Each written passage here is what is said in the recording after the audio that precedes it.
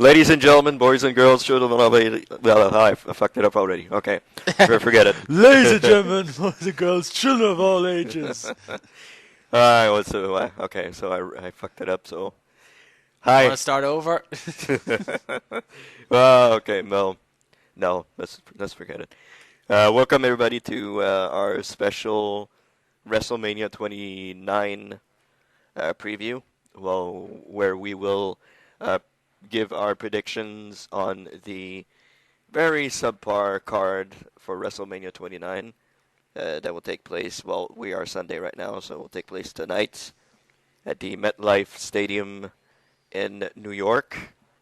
So, kind of surprising. I thought they were going to do WrestleMania 30 in New York because it's kind of like 10, 20, and 30 were all in New York at the Madison Square Garden. But I guess that They already announced it for next year, didn't they? Did they? Or is it next year again? I think they did. I think they did. I think you're right, but I can't remember where it is. It's kind of surprising that it's not in New York, which, but, we'll get to that in a little bit. We'll also talk about our favorite matches from past WrestleManias. And first of all, I'll introduce my co-host. He is the Celtic Warrior himself, Mr. Darren Moore. How you doing, sir? Hello there. I'm a long-lost relative of Sheamus. The ex-WWE champion. And yeah, the ex-WWE champion. And the ex-world champion. The ex-world champion. Sheamus. He's milky white. Milky white Sheamus, yeah. He's a little less milky white now. I think he started tanning up. He started tanning up a little bit, so he'll be in a match tonight, which will probably be one of the better matches, I would say. Yeah, quote unquote. Yeah, because the Shield are actually pretty good wrestlers, but you're still in there with Randy Orton and Big Show, but whatever. We'll get to that a little later on. Before we get into the actual card, I thought we'd talk about a little bit about our favorite matches from past WrestleManias. I don't know. Maybe not on some of our not so favorite matches as well. Go through some of the crap that WrestleMania has delivered in the past 29 years, something like 28 that. years. Yeah. Because oh boy, there's been some stinkers. Yep. So we're on WWE.com, so we can go right to like the results from all WrestleManias and check what was our favorite and least favorite, I guess. You want to do that? Well, the thing is, though, I can't really go through some of the earlier WrestleManias myself because I've never actually watched them. Okay. Like the earliest WrestleMania I think I've watched is WrestleMania 8. 8. Okay, so that's a long while back. I've seen all WrestleManias. I thought you had the DVD package. Yes, I did have them though, but I've never actually gone out of my way and watched the first, block of WrestleManias. The first one I watched on that there is like WrestleMania 8 though, and I think I've watched every single one from 8. Every single one, I think, apart from 13 from 8. Okay. So I've watched every single one. Like first 7 I haven't watched. I remember watching some of 6 though a while back before. Mm-hmm. And like I think I watched the first hour of it though, and what I remember of it was shite because I think the matches that were on it were lasted like couple of minutes at most. Yeah. Well, I'll go through a couple of them really, really fast. So, because I've watched all of them since 1. So, I guess WrestleMania 1 was on March 31st, 1985. The year I was born, a month pretty much before I was born. So, yeah, it's that old, ladies and gentlemen. Yeah. From Madison Square Garden, first one.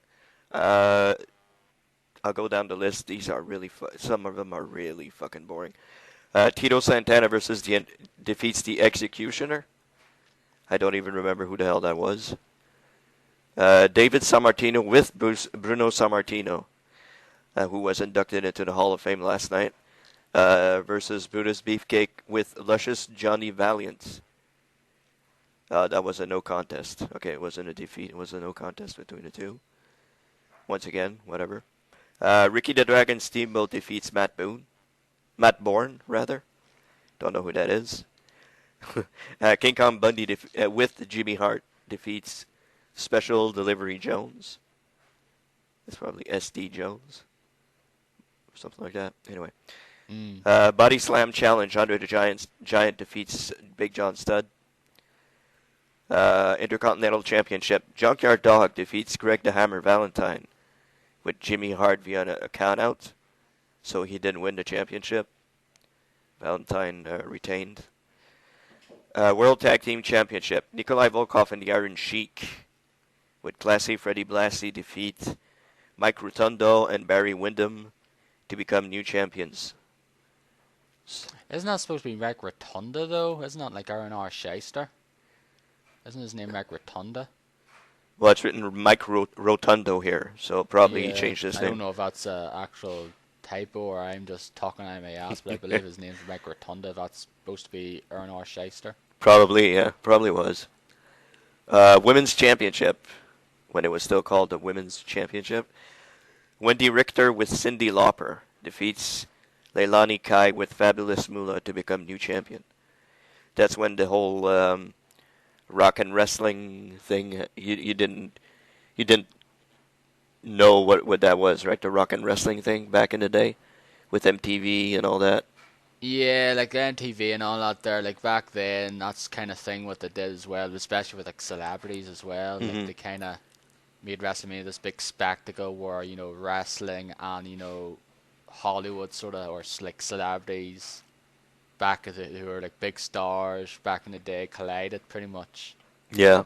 And like, you know, every so WrestleMania, like thereafter, has some sort of, you know, celebrity appearance or Celebrity, whatnot. yeah, appearances. Some of them were, were pretty good though, and other ones were like, why? Yeah, exactly. We'll get to those a little later on. Yeah, more of them are the kind of more later ones, like Snooki. Maria Menounos last year, and a couple of others that were like, what the fuck are you doing there? And in the main event of that WrestleMania, Hulk Hogan and Mr. T with Superfly Jimmy Snuka defeat Rowdy Piper and Mr. Wonderful Paul Orndorff with Cowboy Bob Orton. That was kind of a tag team thing that they did. Yeah, tag team main event though. Like the fact is, like the first WrestleMania did not actually have a title match. Well, you mean Like the WWE title match. a world, the WWE Championship. No, it didn't have any WWE Championships at WrestleMania 1. So I think WrestleMania 2 things change a little bit. Yeah, and that's WrestleMania 2. The fact is that was one of the ones that the thing that sort of was quite, you know, unique about that one because it took place in 3 different arenas. Yeah, WrestleMania 2, was in the 3 different arenas. Yeah, one was in I think it was Rosemont Horizon, and it was one in Illinois. There was one in California. I forget what the last one was at. Yeah, well, it's written here. It was on April 7th, 1986. Nassau Coliseum in Uniondale, New York. Yes, that's it. Rosemont Horizon in Rosemont, Illinois. And Los Yeah. Angeles Memorial Sports Arena in Los Angeles, California. So it wasn't 3 different arenas. So that was kind of weird. If you watch the tape, it's kind of like the cutting from show to show was kind of off. Like you had to go from one place to the other, and sometimes there was a delay, and it was weird. It was really weird, but they did something special, I guess. With 3 different venues. Yeah, now I never like watched it though, but like was it like did like all the matches like correlate with one another? Like they did like 3 matches from one arena and then just did the like next 3 in another arena, or did they like do there's 2 matches from this arena, then 1 match from this arena, and then go back to this arena or something? Or what No, was it the was way like one match in working an out? arena, go to another arena for another match, go to another arena for another match, come back to the first one, go to the second one. So it was always So it moving. was like that there now, so it wasn't like, a line of like a streak of them and then just cut to it like all the matches happen in one arena at the same time, on correlating with one another then. Mhm. So it's basically cutting one to and fro, back and forth. Exactly. Yeah. So a little bit. There's a couple more matches, since there was, I think that WrestleMania lasted something like 4 hours or something like that. Yeah, like in some of the earlier WrestleManias, I think did last around like the Oh three yeah, odd hour, 4 hour mark they now, were. which is kind of like usual standard now for WrestleMania. Hmm. Like back in the I think mid 90s now, they were just around just the 3 hour mark. Yeah, sometimes 2.5 hours. Yeah, 2.5, 3 hour mark though, and then they started putting it up to back to the 4 hour one again. And WrestleMania 20, which we'll get to, is actually was 5 hours. Yeah, that one was long. I remember.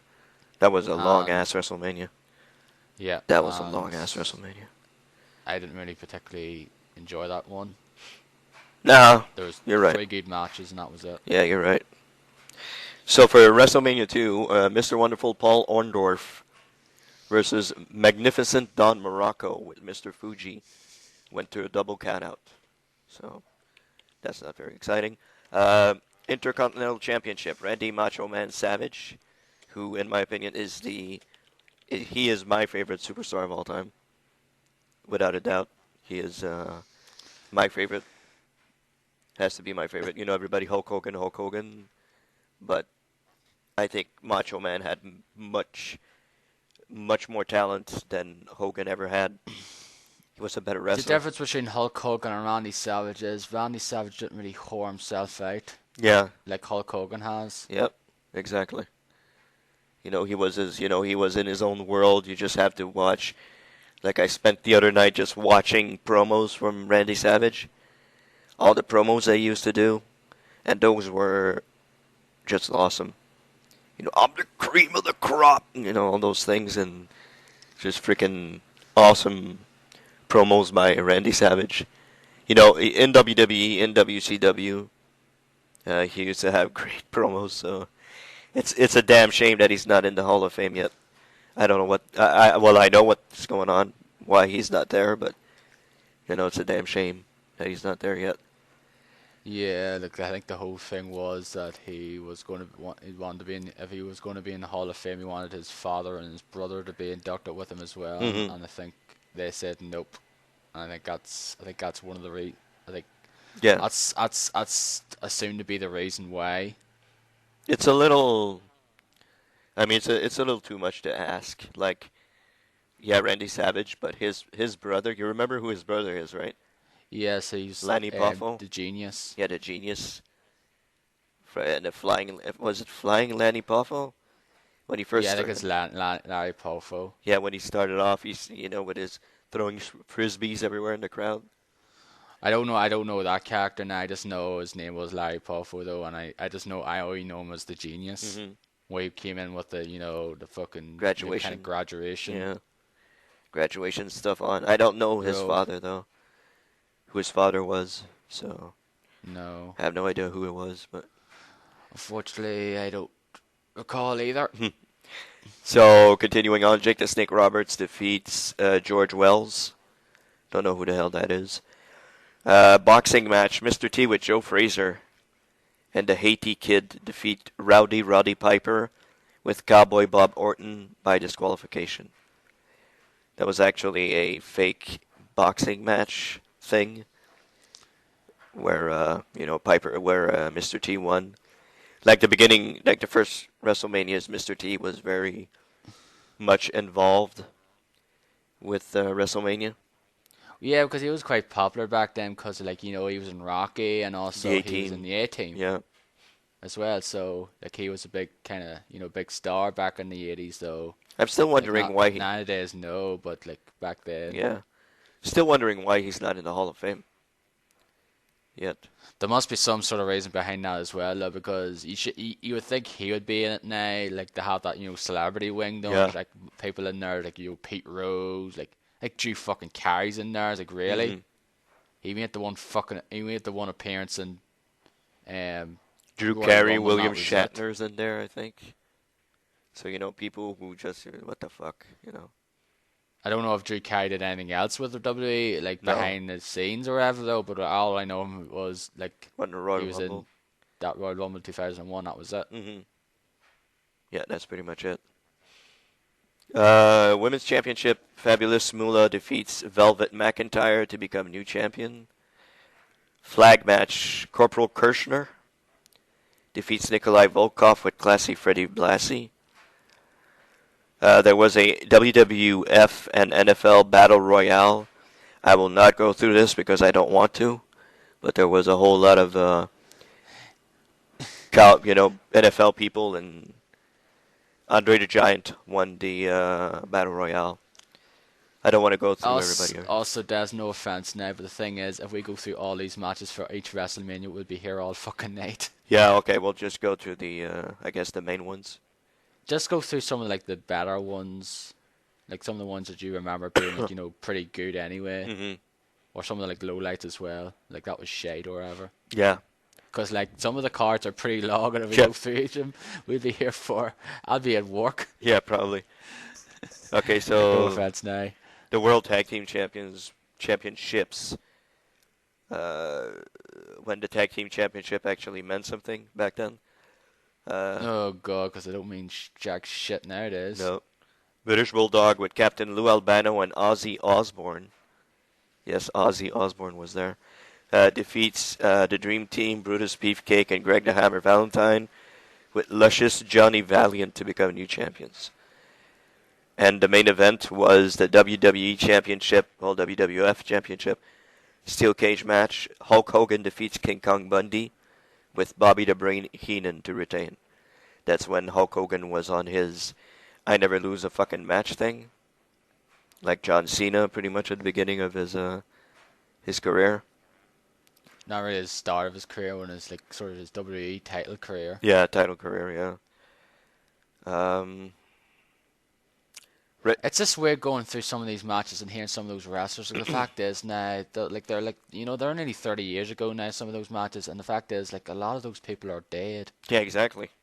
Exactly. British Bulldog, he's gone. Like, Whole lot of them gone. Captain Lou Albano's gone. like like Randy Savage, like we haven't mentioned like Randy Savage yet. Yeah. Like, he's gone. It's just like, jeez. Yeah. It's like some of the ones you think they'd be gone now, they're not. They're still alive. Yeah. Aaron Sheik, he's still alive. Yeah, he's still going. That guy's crazy, but he's still going. So, Some people like like years younger than him are like passed away. Yeah. WrestleMania 3 came from, was on March 29th, 1987 from Pontiac Silverdome in Pontiac, Michigan. I'll go through some of my favorites from here. Yeah, there's one classic match that's deemed to be one of the best WrestleMania matches here, and I think so. have watched that match now. So I think it is one of the very best matches ever in a WrestleMania, WrestleMania pay-per-view. I'll just name one other that was pretty cool. There was the Hart Foundation, who made their debut at WrestleMania, I think, or something like that. And Dangerous Danny Davis with Jimmy Hart defeat the British Bulldogs and Tito Santana. In that day, the Hart Foundation were bad guys, like they were heels. yeah, So, that's right. There were heels when yeah. they started.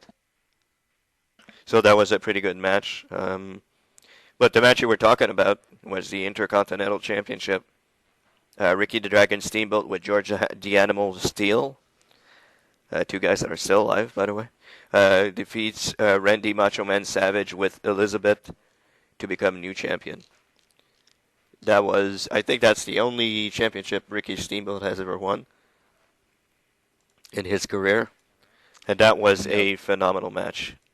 He's won the World Heavyweight the title, WCW title, or what it was back in the 80s. Okay, he won that.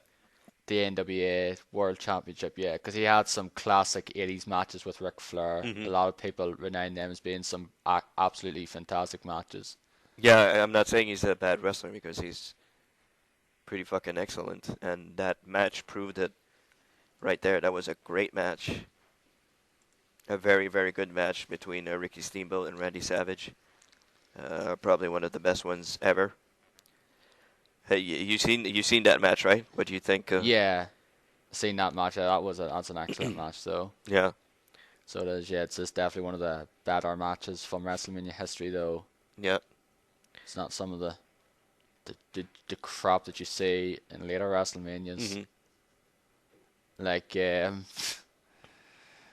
to think of some of the matches though. Like some of the matches back then, like some of them are like, why are they on here anyway? They're only like 10 seconds long or something. Hmm. Like this is basically one I'm going to mention now. WrestleMania 10, Earthquake versus Adam Bomb. That lasted 35 seconds. The Brawl for All match between that like not our sort of boxing match, Butterbean versus Bart Gunn. That lasted I think That was so 35 fucking dumb. seconds or That was 30 odd seconds. that was the dumbest thing I've ever seen in my life. That was some of the dumbest fucking shit I've ever seen in my life. In WWE, that was really stupid. Kane versus Chavo Guerrero, 18 seconds. Oh no, I think I was 10 seconds actually. I think the Sheamus versus Daniel Daniel Bryan was Yeah, 18 seconds. last year. Yeah, that was last Oh year. yeah, that Mysterio one as well with a JBL I think was pretty short. Hmm. Yeah, because JBL didn't want to wrestle or something like that, and they arranged it so he would lose really, really quickly, like Edge versus Alberto Del Rio. Like, Yeah, that was like the first match on that year. hmm and it went really quick. Like it wasn't a Yeah, very long match. yeah, but that was before we actually found out about Hmm. Edge retiring. Though it was like Yeah, a week or so before that. Edge said, "Well, I'll go through it," and you know, you could see that he wasn't getting hit too much or anything like that. So could see something was wrong, but we didn't know back then what it was. So and I guess the main event for the WWE Championship on that WrestleMania, which is viewed by WWE as being a classic match, but I don't think so. Is I doubt it'll be a classic match anyway. Nothing against Andre the Jet. Now he's deemed to be like a sort of legendary wrestler now, but he doesn't be in like sort of the classic like 5-star matches that you are renowned for. But he's like just one of those legends because of what he was like this big giant, these massive hands and that just the way he worked and like his like personality and all Mhm. that there. But And yeah, like he's been dead 20 years now. that's been deemed by WWE as a classic match, which I kinda doubt. But Hulk Hogan versus defeats Andre the Giant with Bobby the Brain Heenan to retain his championship, his WWF championship. So to me, that wasn't a big, huge match, to be quite honest. But WWE see it as a legendary match, which I disagree with. So anyway, WrestleMania 4. The first to come from the Trump Plaza in Atlantic City, New Jersey. Exactly, yes. From as Darren said, the Trump Plaza in Atlantic City, March 27th, 1998. And the thing about this one is that this was the big thing about this thing. It was a tournament to determine the new WWF champion. Yeah, exactly. Because there was a thing about I believe it was that Hogan and Andre fought and I think Andre won and but then he sold the belt to the $1 Million Man Yeah. but that was null and void and then they basically made the title vacant and then they made a championship tournament at this WrestleMania to determine the new champion. Yeah, exactly.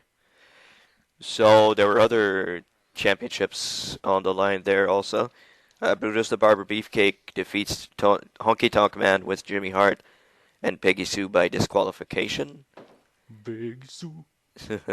So Honky Tonk Man remained Intercontinental Champion. He is the longest running Intercontinental Champion of all time. So Yeah, the Honky Tonk Man. he was a pretty good wrestler also. So and cousin of Jerry Lawler. So World Tag Team Championships. Demolition with Mr. Fuji defeat Strikeforce to become new champions. That was remember Demolition? That was pretty awesome.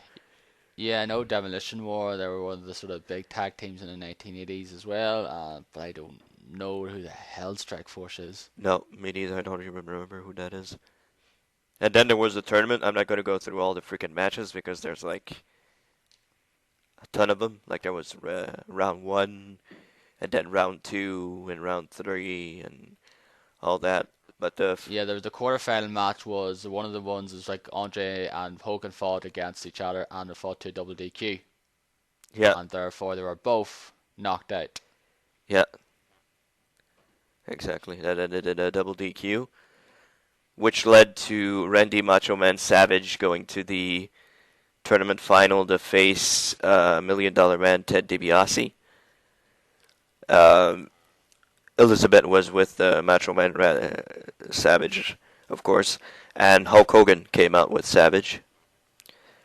Million Dollar Man Ted DiBiase had Virgil and Andre the Giant in his corner, and Macho Man finally won the world the heavyweight championship. I think that's His first of two reigns. yeah, first of two reigns. So first of two reigns for the Macho Man. That was a pretty cool match, pretty good match right there. Okay, continuing on. I guess WrestleMania 5. And now another one that was thing as well. Another thing is that this was released also in the Trump Plaza. Yeah, The first, I think it was the first WrestleMania to go to the same arena they did, and that's been done several times since as well, which we'll get to yep, in due course. yep. So April 2nd, 1989, from the Trump Plaza in Atlantic City. A whole ton of matches. We naturally won't go through all of them. World Tag Team Championships, Demolition defeat the Powers of Pain and Mr. Fuji to retain the championships. Intercontinental Championship, Ravishing Rick Rude with Bobby the Brain Heenan defeat the Ultimate Warrior to become new champions. Yeah, and yep, Ultimate Warrior, Yeah, known for his interesting promos, I guess. yeah, the incomparable Ultimate Warrior, the weird Ultimate Warrior. Yeah, like if you're a wrestling fan and you should watch the Self Destruction of the Ultimate Warrior though. I think it is quite biased though. The fact is that basically all they do on him is rag on him for the most part. Yep. But it's just a very interesting to see what he was like back then and just some of his weird promos where they were just like no fucking just absolute nonsense. Mhm. Yep. They were pretty stupid. Okay, in the main event for the WWF Championship, Hulk Hogan defeats Randy Macho Man Savage with Elizabeth in a neutral corner. In a neutral corner to become new champion. I don't know what that is, but in a neutral. Okay, she was neutral, Elizabeth, I guess.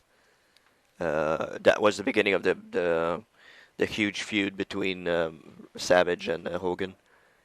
They had a very big feud back in. I think what was it, the Mega Powers Collide or something? That was like the tagline or something for this WrestleMania, I believe, or something along those lines. Yeah, because Hogan and Savage had formed the Mega Powers at SummerSlam. They fought at SummerSlam, and then they kind of like Savage was saying that Hogan was going after Elizabeth, and he wanted to be with Elizabeth and all that, and that pissed off Savage, and then they started feuding and all that. So that's what led to that match, which was So it's pretty cool. it's not the first sort of triangle storyline that WWE like Triple H, Kurt Angle and Stephanie's not the first triangle storyline they've ever done. No, there was one there between Hogan, Savage, and Elizabeth. There's another person who's passed away as well. Yeah, exactly. We move on to WrestleMania 6. From Toronto, Canada, the Toronto Skydome. Yeah, Toronto Skydome in Canada. One of 2 times they would go to the Skydome. Yep. Of note on that card, World Tag Team Championship match, Demolition defeat Colossal Collection with Bobby the Brain Heenan to become new champions. It's a mixed tag team match as well. Yeah. I think it was kind of one of the first or something. Or like it was kind of unique as well. Like the mixed tag team match with Dusty Rhodes and Sapphire with Elizabeth to defeat Randy Macho King Savage and Queen Sherry. Yeah. That's when he had his Macho King. Yeah, he won the King of the Ring and dubbed himself Macho King Savage. So that was pretty special back then, but you know. $1 million championship match. Yes, there was a $1 million belt, and it was put on the line. $1 Million Man Ted DiBiase with Virgil defeats Jake the Snake Roberts by countouts. So there you go. And the main event, title versus title match, the big one. Ultimate Warrior, who was the Intercontinental Champion, defeats Hulk Hogan, who was the WWF Champion, to retain Intercontinental Championship and become new WWF Champion. So Ultimate Warrior was a double champion back then. And I think it lasted all but, 2 months, maybe? Or something like that. No, he lost it against... No, I think he lost against Slaughter at the next Royal Rumble. Oh, he lost it at the Royal Rumble that far? Yeah. Really? I believe it was. Okay. And then... That's when he had that there one. That's when he lost it, I believe. Okay. To Sergeant Slaughter at the Royal Rumble. He had both titles for No, one? I don't know. I think they might have taken the Intercontinental Championship off him or he lost it or something. No, I believe they didn't have him have the 2 belts at the same time, no. I could be wrong, though, but I think that was the case. Mm-hmm. And I think it was the debut of the Rockers at that WrestleMania. Shawn Michaels, who would become Mr. WrestleMania from now on. He would be known as Mr. WrestleMania after that. Well, not The from, Heartbreak Kid! yeah, not from that point on, but you know, I mean, Yeah. that's the beginning of his big thing, his big Mr. WrestleMania thing. Yeah. But not back then now, but Yeah, well, some of his later matches, though, of course, yeah. which we'll get to. WrestleMania 7. Where was that from? It's not written here. I believe it was from the... Jeez, what the fuck was it now? I know it was in California now. Why is it not So it written was. anywhere? March 21st, 1991. Oh, what the fuck was it from? It's funny because they don't write it down here. On the others, they used to say where it was from. Because they were both, the thing was, they were actually going to have it, I think it was going to be, they were supposed to have it at the launch as the Sports Coliseum. Mm-hmm. But the fact is, due to the storyline that Sergeant Slaughter was having, where he was deemed as this Iraqi sympathizer, Yeah. they feel that nope, That- it'd be a bad mistake. Because the fact is, I think he was getting like death threats and all that there. Mm-hmm. Yeah, that was Because during the... people back then, believe it or not, deemed some of the storylines happening in wrestling were real. Mm-hmm. Like some people believed that he actually was an Iraqi sympathizer. Yeah. And like people were like, "What the fuck?" Because this was when like the whole Gulf War Yeah. was happening. The Gulf War campaign, I believe, was happening at the time. Yeah, Gulf War was going on and all that. And, you know, they decided to hold it in the arena instead of having it in the Coliseum in Los Angeles. So Yeah, they didn't want any Which- trouble. So yeah, basically just didn't want trouble that back then, no, and that was the reason why they switched to the arenas then instead of what it was supposed to be originally. hmm So there was the World Tag Team Championship match.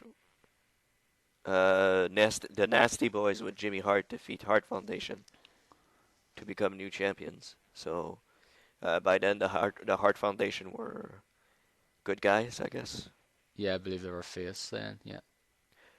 There was the infamous, I have to talk about this one, the retirement match.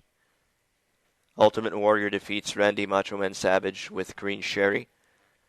That's when Elizabeth was in the crowd, and like Macho Man lost, and then she came, like Sherry started yelling after Macho Man and beating him up and all that, and Elizabeth came up the ring and saved Savage, and then Savage like took her in his arms and all that. It was kind of a reunion of sorts, and you could see like girls crying in the crowd and all that, and that was pretty good end to a match back then. That was a pretty good ending to a match. Yeah, but we all know that retirement matches don't mean shit. Yeah, exactly. Maybe a little bit more these days, but not, you know. There's supposed to be one tonight, actually. Well, of sorts. So we'll talk about that a little later on. Yeah. Intercontinental Championship. Big Boss Man defeats Mr. Perfect with Bobby the Brain Heenan by disqualification. So I guess Big Boss Man was a good guy back then, I guess. I think he was one. I think he was like kind of the face so back then, and I think he became a heel, or was the other way around though. I don't remember though. Like I said, I never watched this WrestleMania. Like haven't watched the first 7 WrestleManias, Okay. apart from like the first hour or so of 6. Okay. Another one you forgot to mention is this one is the blindfold match between Jake the Snake Roberts and the model Rick Martel, Oh yeah. where they actually were blindfolded, and that match was quite ugly. Yeah, it wasn't very good at all. It was pretty dumb and pretty bad. Pretty Not bad. the first one that had happened in a wrestling pay-per-view. Was it the first one? And there was another one that happened much years later though. It wasn't at WrestleMania though, but do you remember Jamie Noble and Nydia Oh yeah. Yeah. at No Way Out? They had a blindfold match. Oh yeah, I remember that. Yeah, that's right. That's right. That was dumb also. Um I guess the main event for the WWF Championship, Hulk Hogan defeats Sergeant Slaughter with General Adnan to become new champion. Because Yes, because this was in a time when Hogan never bloody lost a WrestleMania apart from 4. yeah, and he became champion, and these were like the late days of Hulk Hogan. I think he was on the brink of disappearing. So Yes, the late days of him in WWE, yeah, but not. But we know then that he joined WCW. yeah, WCW. So WrestleMania 8, WrestleMania that you did watch, right? Yes, I think it's the Indianapolis, Yeah, I believe. Indianapolis. There's a very short card on this one. I don't know if I'm seeing right, but there's not a whole lot of matches. Um, I guess it's the beginning of Shawn Michaels as we know him, as we got to know him. I think something happened with the Rockers, and he kind of turned his back on what's his face, Marty Marty Jannetty. Jannetty, yeah, and became like Shawn Michaels, a persona that he was with Sherry, Sensational Sherry, Yeah. who left the Macho Man and went to Shawn Michaels. And he defeated El Matador, Tito Santana. um, Undertaker. Yes, we forgot to mention in the last one that Yeah, Undertaker made his WrestleMania debut in 7, and that's when he started his streak. yeah. The infamous streak. The streak that's pretty much ridiculous now. So he beat what, Kamala in the first one? No, he defeated Superfly Jimmy Snuka in the first one. Oh yeah, Kamala was WrestleMania 11. yeah. Okay. So in this one, he defeated Jake the Snake Roberts. Um, The Intercontinental Championship, Bret the Hitman Hart defeats Roddy Piper to become new champion. I think that was the first belt for Hitman. First individual one, I think, if I'm not mistaken. Yeah. The first main event for the WWF Championship. Randy Macho Man Savage with Elizabeth defeats Ric Flair with Mr. Perfect to become new champion. Ric Flair, who won it 2 months earlier, who won a few months earlier at the Royal Rumble. Yeah. In what many deemed to be the best Royal Rumble match ever, and I wouldn't hold him to a fault now because it is a great Royal Rumble match, because it was like back then it was like a who's who of wrestling who was in that one. Yeah, It's like that's true. loads of people, you didn't know who was going to win, whereas nowadays it's like you have an idea who would win. It's like going to be one of these few people, and like most of them are just like, you know, like just fodder. Mm-hmm. World Tag Team Championships, Natural Disasters defeat Money Inc. with Jimmy Hart by countout. Okay. Natural Disasters, that was Earthquake and Typhoon, yeah. Or Tugboat. Tugboat. And Money Inc. was $1 Million Man and... Who was the other one? R&R Shyster, was it? Yeah, or you're right. version? Yeah, R&R No, Shyster. IRS, yeah. And the second main event, Hulk Hogan defeats Psycho Sid with Harvey He was just known Wippleman. as Sid Justice back then. It was Psycho Sid. It's written as Psycho Sid here. But I believe it was just Sid Justice, or maybe it was just Psycho Sid Justice, but I believe he was known as Sid Justice back then. Really? I believe he was. Was he known as by Sid Justice in WCW? No, he was known as Psycho Sid then. Okay. Sid Justice he was definitely Sid Justice in WWE. Okay. As well, and then he became like Psycho Sid.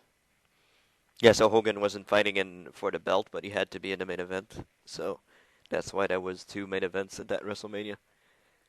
And the return of the Ultimate Warrior as well at the end, because Ultimate Warrior was fired from WWE back in after SummerSlam. Because if you watch that documentary, he pretty much kind of threatened McMahon apparently to give him more money or something. Oh, really? And basically, yeah, and basically said nope, and then basically was let go. And then he came back. He gave him another chance, and he came back at WrestleMania 8 at the end. And then I think he stayed there for, I don't know how long he lasted though, but it wasn't a lot. I don't think it was very, very long no. And then he just went away again, and then he came back again, and we'll get to that in a while. WrestleMania 9 coming from one of the worst WrestleManias. April 4th, 1993. That was at the first. Let's go ahead. Outdoor WrestleMania, we're going to say? Yeah, the first outdoor one, correct. Which came from the Trump something or whatever. Not Trump Plaza, but Trump Casino. I think it was at the Taj Mahal, if I'm not mistaken. It came from Las Vegas, Nevada. Yeah, okay, it was at the Nonetheless, Taj Mahal. But I forget exactly what it was called. But it was a pretty crappy WrestleMania. It wasn't very. I think the only match that I recall was actually pretty decent was the first match. Yeah, the first match was the Intercontinental Championship. Tatanka defeats Shawn Michaels with Luna Vachon by countout. For those who remember Tatanka, that was the Indian guy, right? Native American. Sorry, didn't want to be racist there. Native American guy. That's when WWE started to become a little weird. Like a little. Yeah, that's sort of that's what many people deemed to be when it was going kind of a bit of downhill though. They had a lot of these weird gimmicks. So like another wrestler came then was known as Jan Gonzalez. Yeah.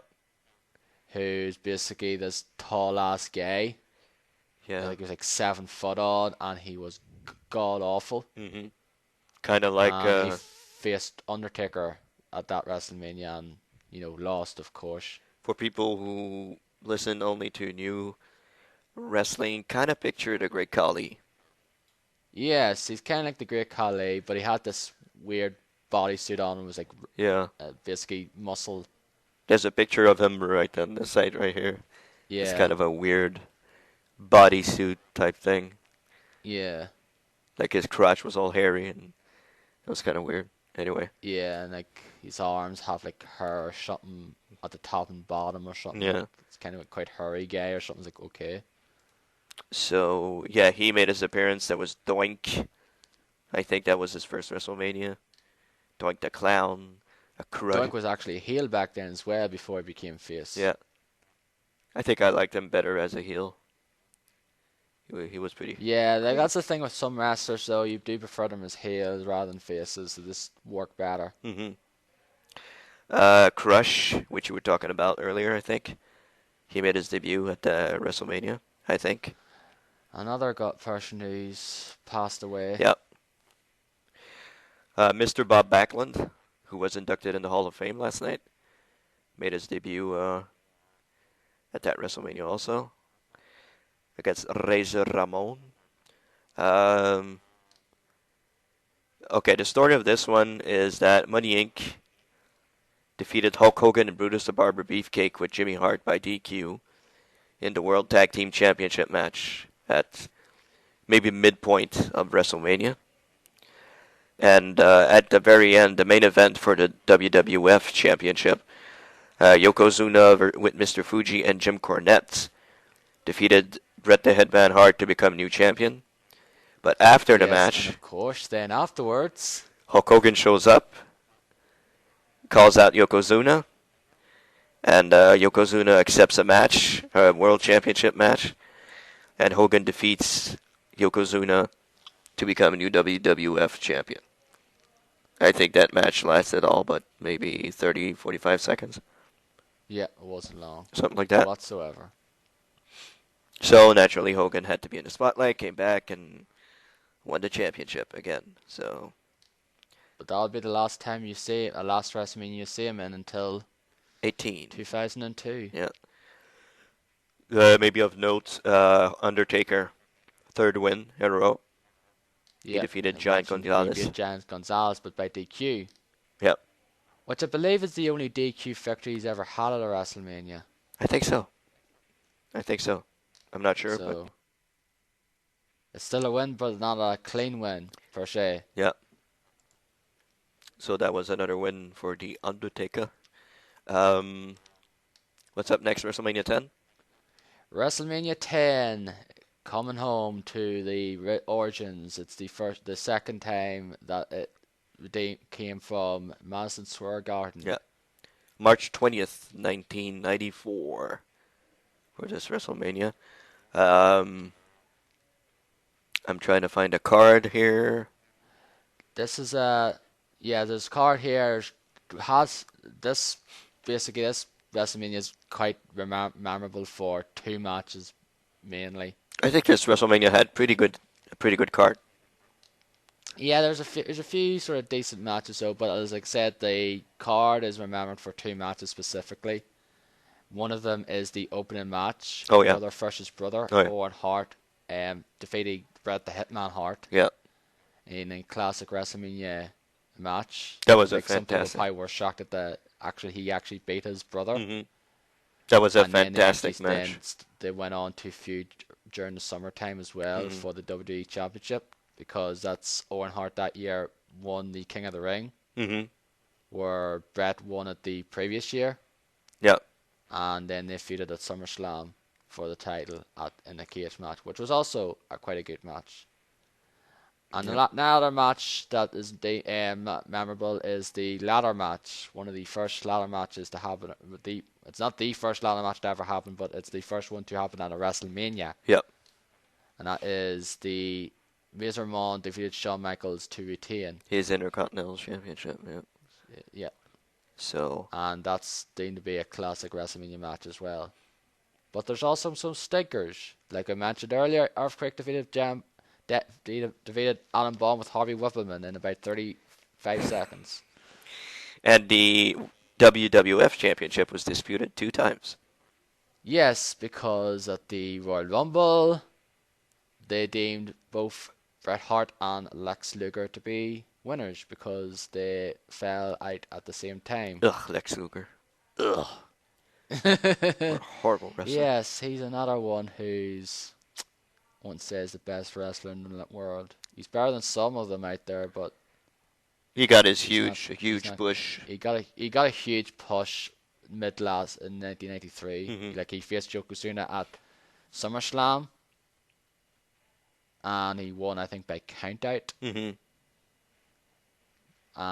But then he came back in here and he had a pretty god awful match with Yokozuna. Yeah. That's when WWE started going a little bit downhill. Like the low times of the WWE started then.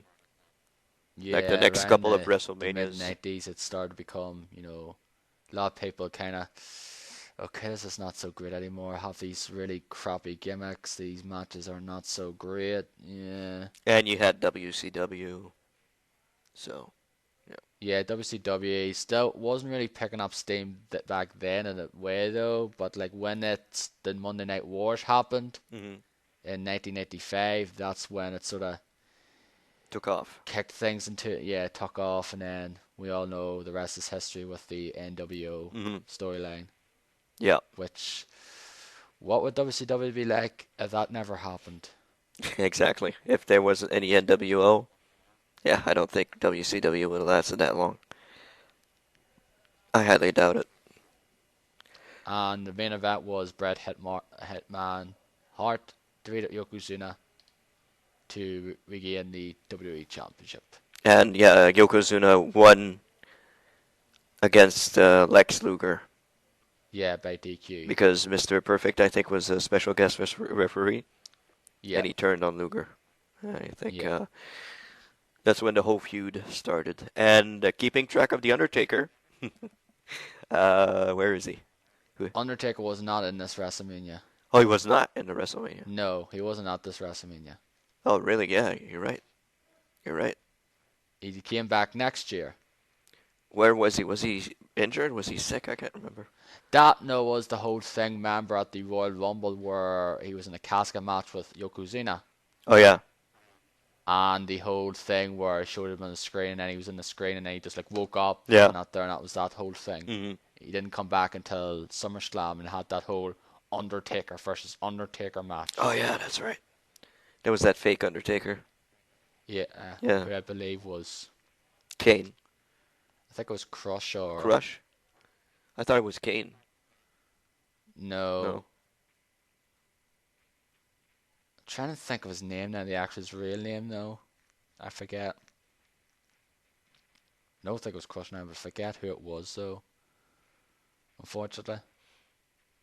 Well, just a couple of mentions.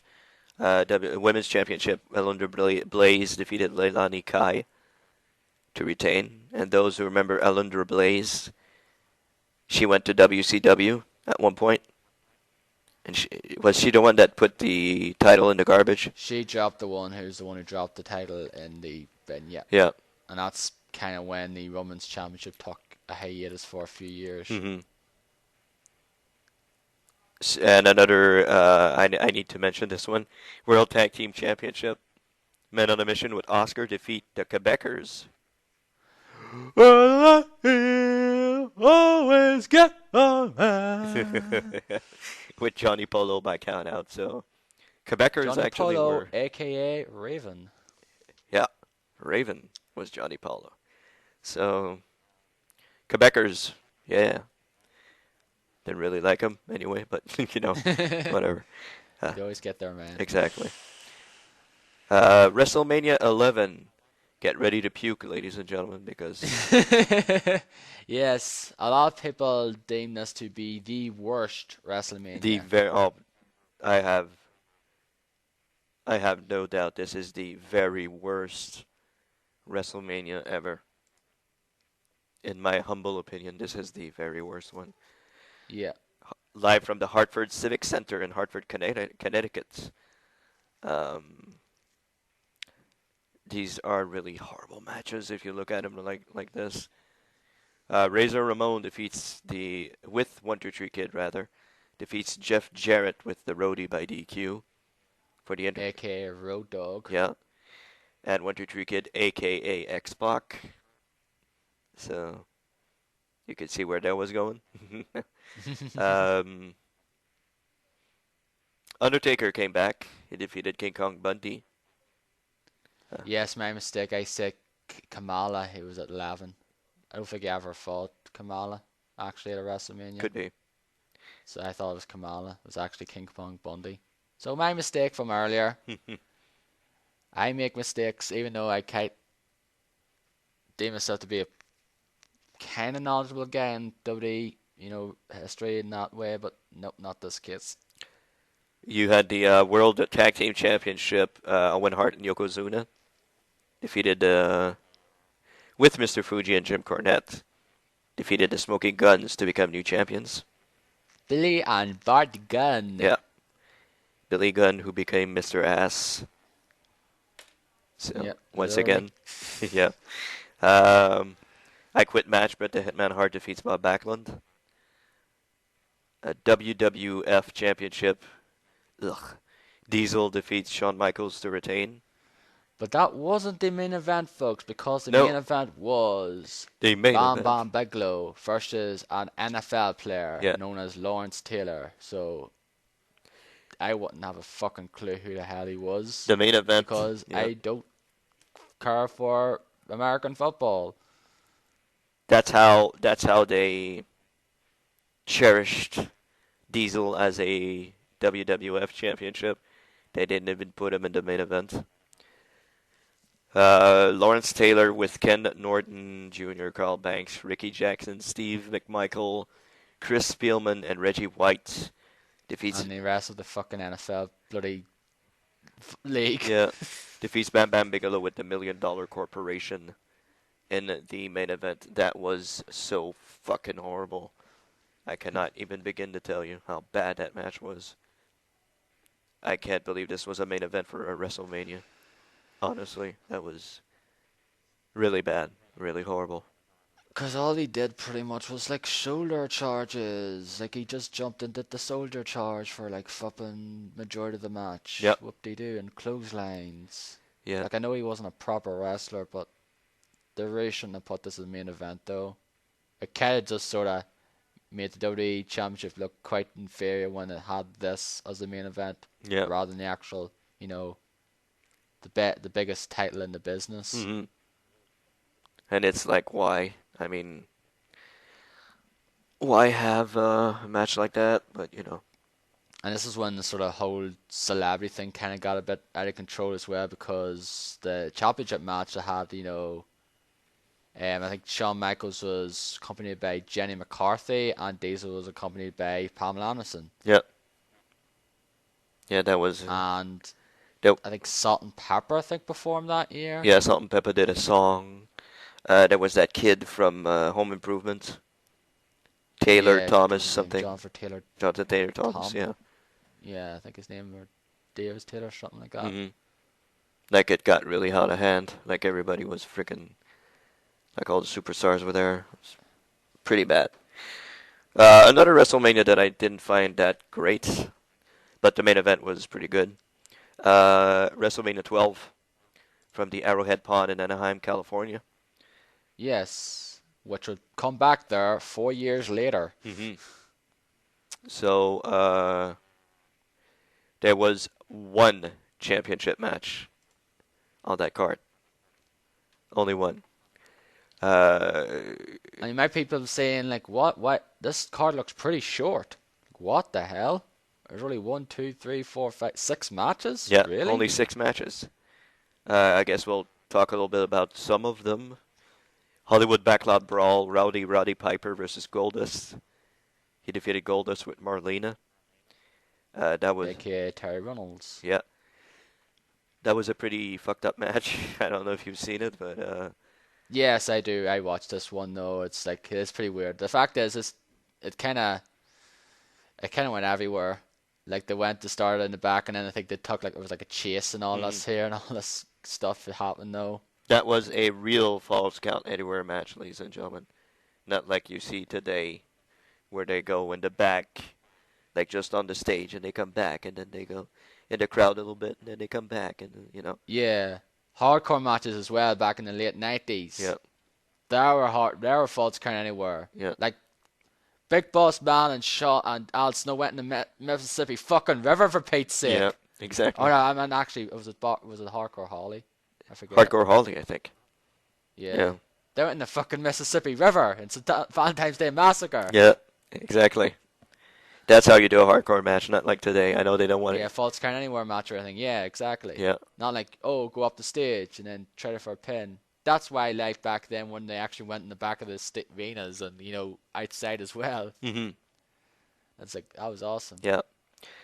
There was also the debut of two wrestlers who would kind of become pretty big in the upcoming years. The Ringmaster, with Million Dollar Man Ted DiBiase, defeats Savio Vega. You're probably wondering. Ringmaster, a.k.a. Stone Cold Steve Austin. Exactly. Stone Cold Steve Austin made his debut as the Ringmaster.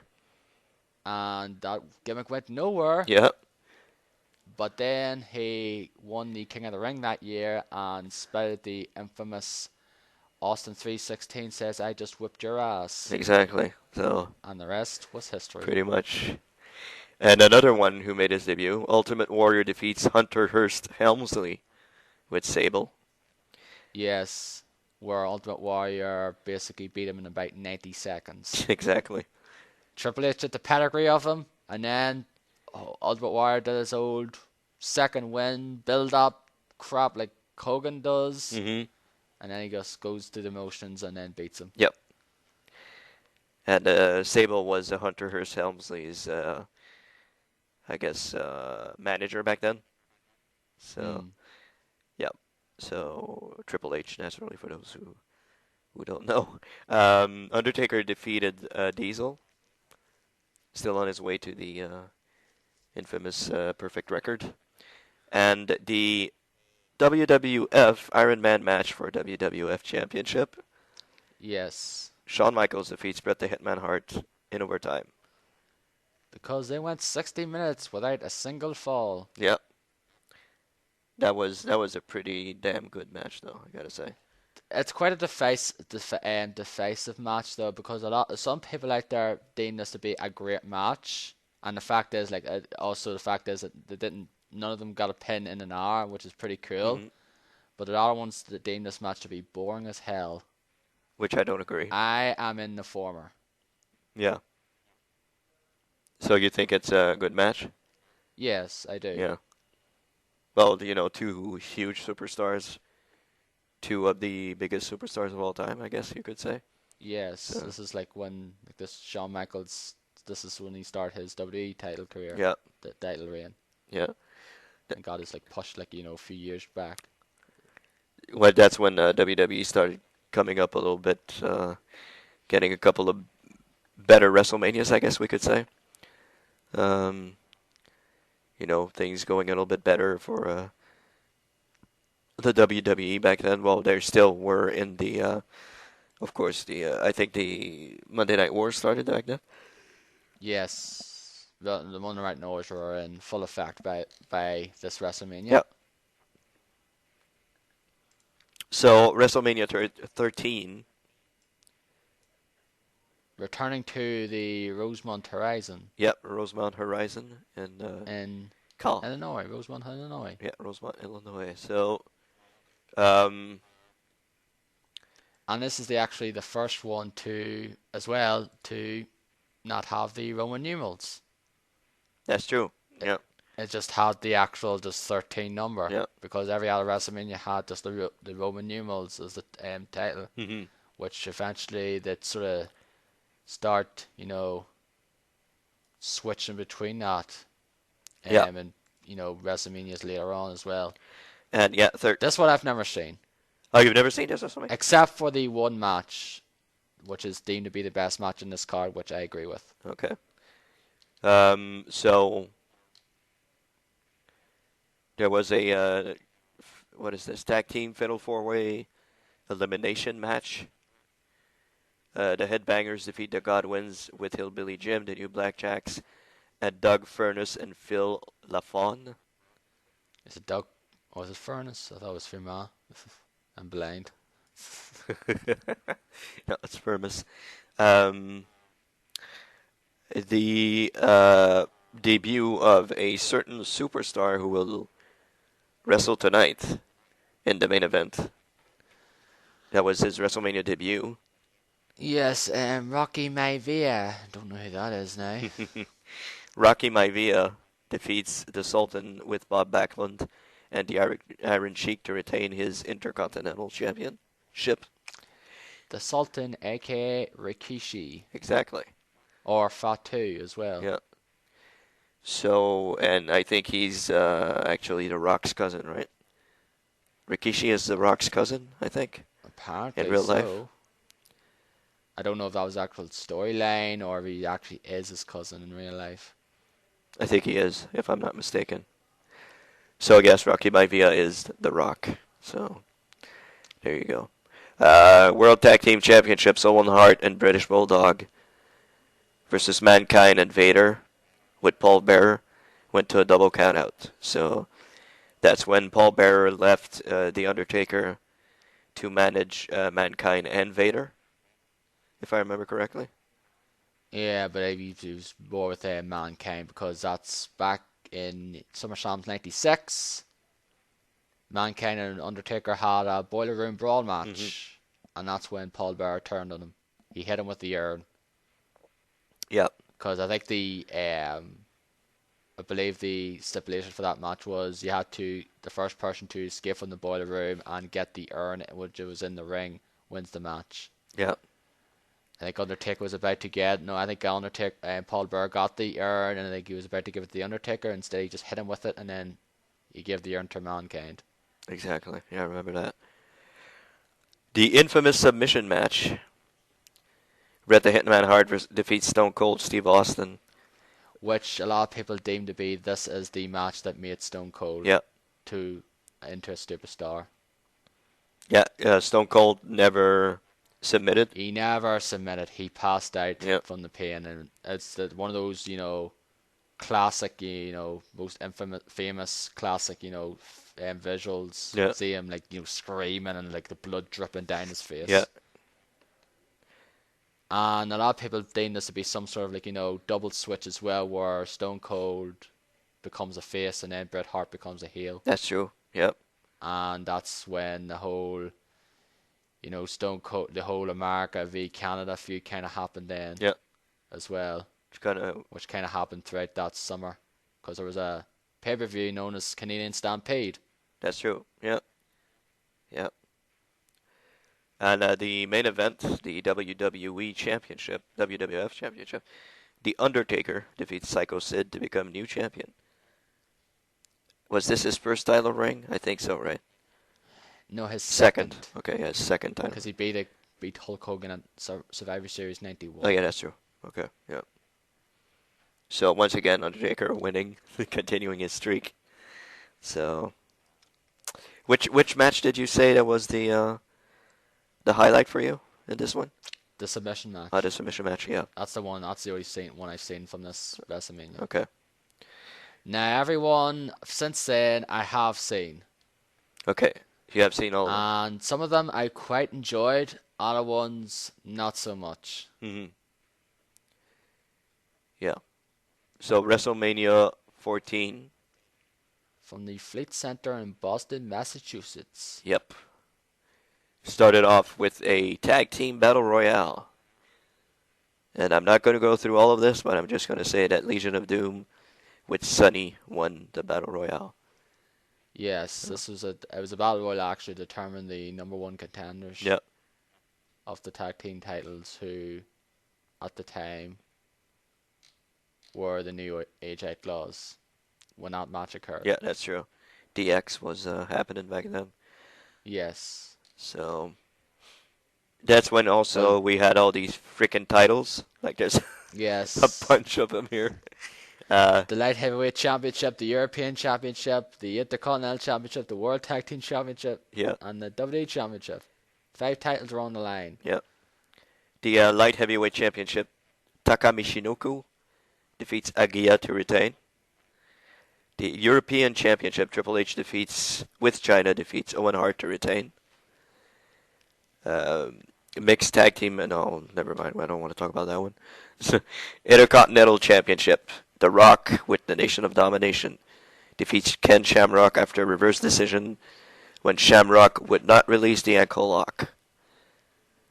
So Shamrock was the first to use the ankle lock before Kurt Angle, I guess. Yeah. So And also that was the second time that Shamrock lost by reverse decision. yeah.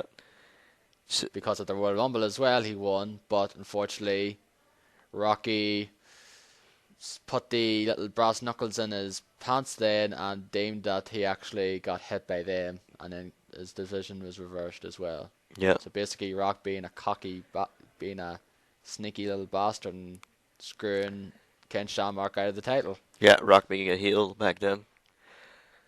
Dumpster match for the World Tag Team Championships. Cactus Jack and Terry Funk defeat the New Age Outlaws to become new champions. So Cactus Jack, Mick Foley, naturally, who was inducted into the Hall of Fame last night. And finally got his victory over Chris Jericho. Yeah, he finally got it. That's right. Because the fact is, I think every time they faced off, Jericho always won. Yeah. Like, he never actually beat him. And Jericho makes sure of that in his autobiography, in the second autobiography. Yeah. He actually talks about that. Yeah. Yeah, every time he mentions about Mick Foley, he goes, who have never lost again, or like basically taking the piss out of the fact is he never lost against him. Yeah. He keeps going on about it. The Undertaker won again against Kane this time with Paul Bearer. The first of two encounters with Kane at WrestleMania. Big debut of Kane at WrestleMania also. And the WWF Championship main event match. Stone Cold defeats Shawn Michaels with D-Generation X. Mike Tyson was a special ring enforcer. Tyson! Yeah. Right hand! There goes Michaels! Yep.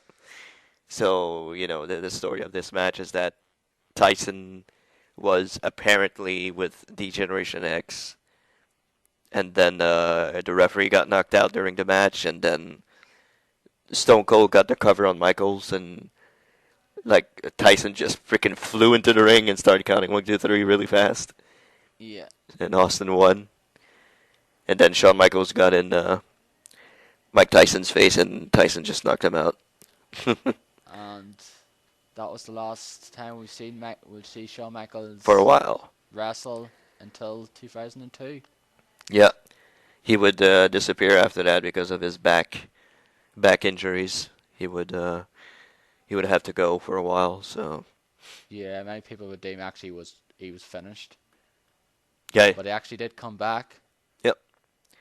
Yeah, that's right. Pretty much like better than ever though. Pretty much, yeah. The new Bionic. Like his first match back, you wouldn't even think he had a back problem. Yeah, that's true. That was against Triple H, right? Yeah, Triple H at SummerSlam, the unsanctioned street fight. Yeah. Which was probably one of my favorite matches of that year. That's true. Yeah, that was a great match. I remember that. That was fantastic. Moving on, I guess. You want to take it from here, starting with 15? Yeah, I'll go through them now. So Okay. I will. WrestleMania 15 from the what the fuck's the place called? First Union Center from Philadelphia, Pennsylvania. Yeah. This was one of the first WrestleManias I remember like watching. Mm-hmm. So it was, and wasn't really that great though overall. Like some of the matches or probably seen a lot of people were looking forward to didn't really deliver though.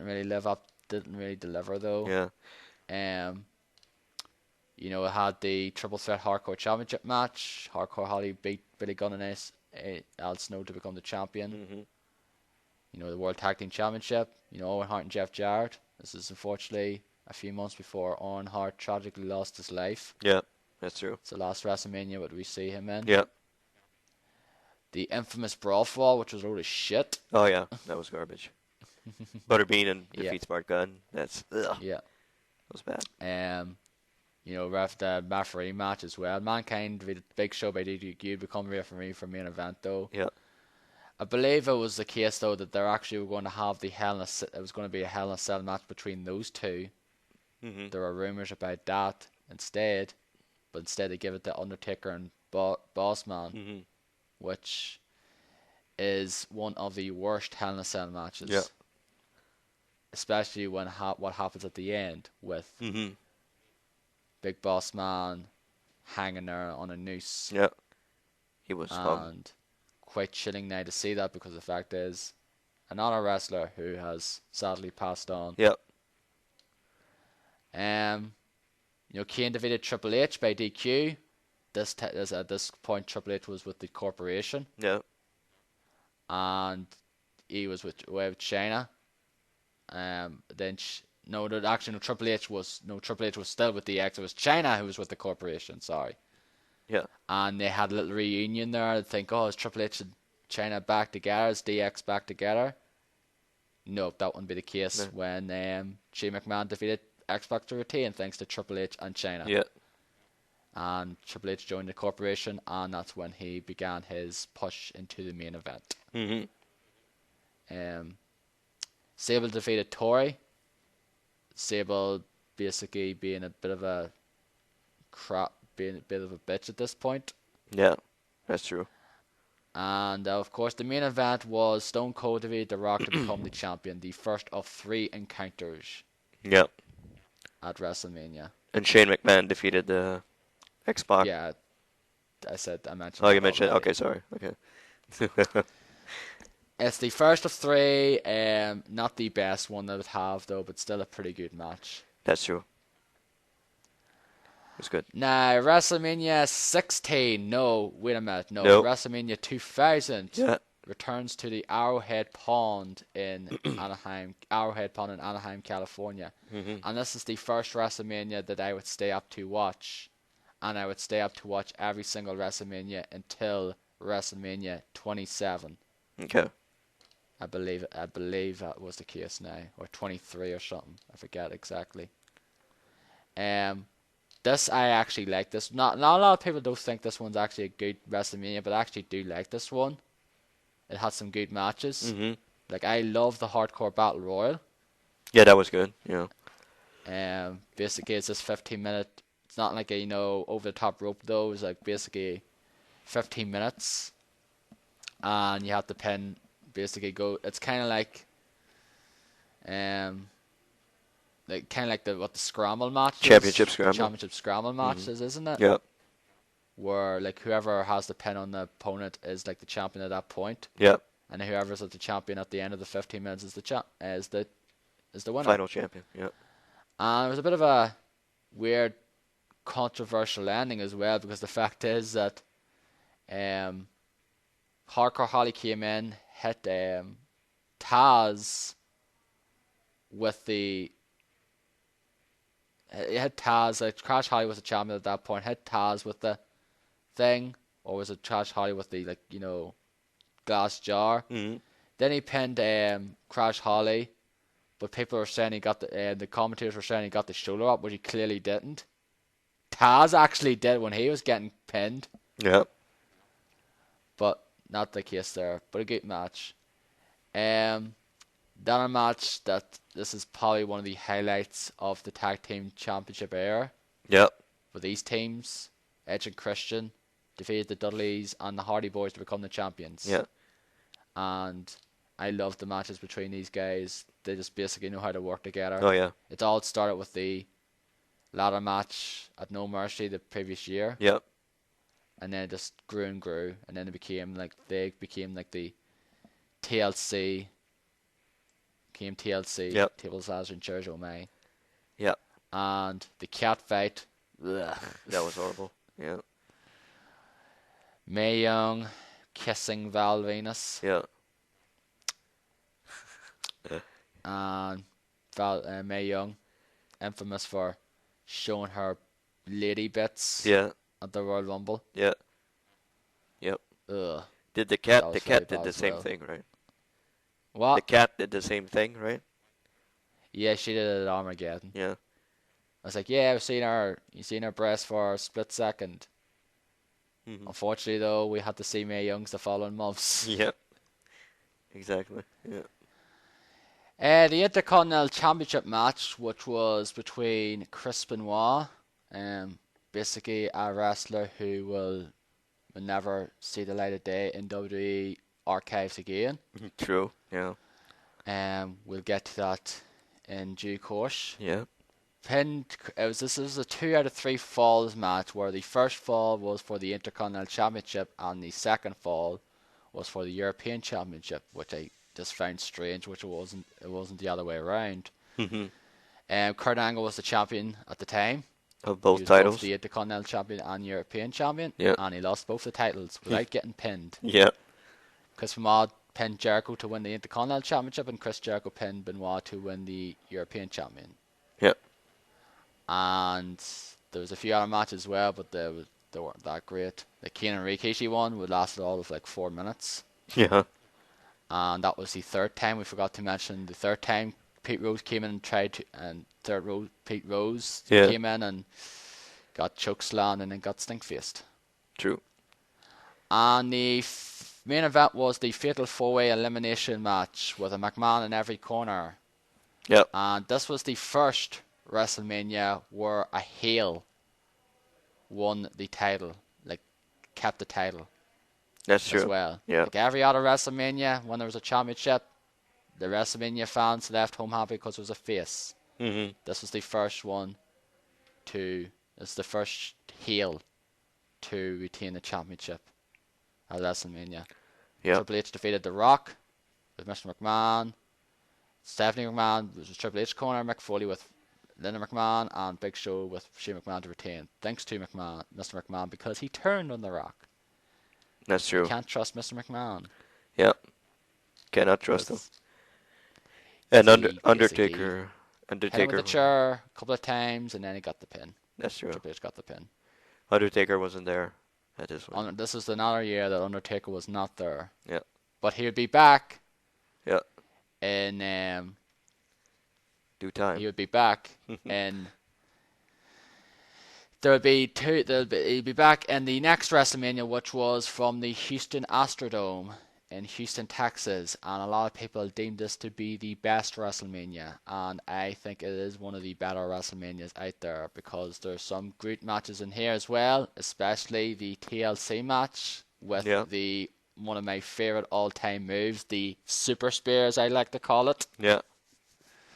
With Edge spearing Jeff Hardy from about 15 feet up on that big ass ladder.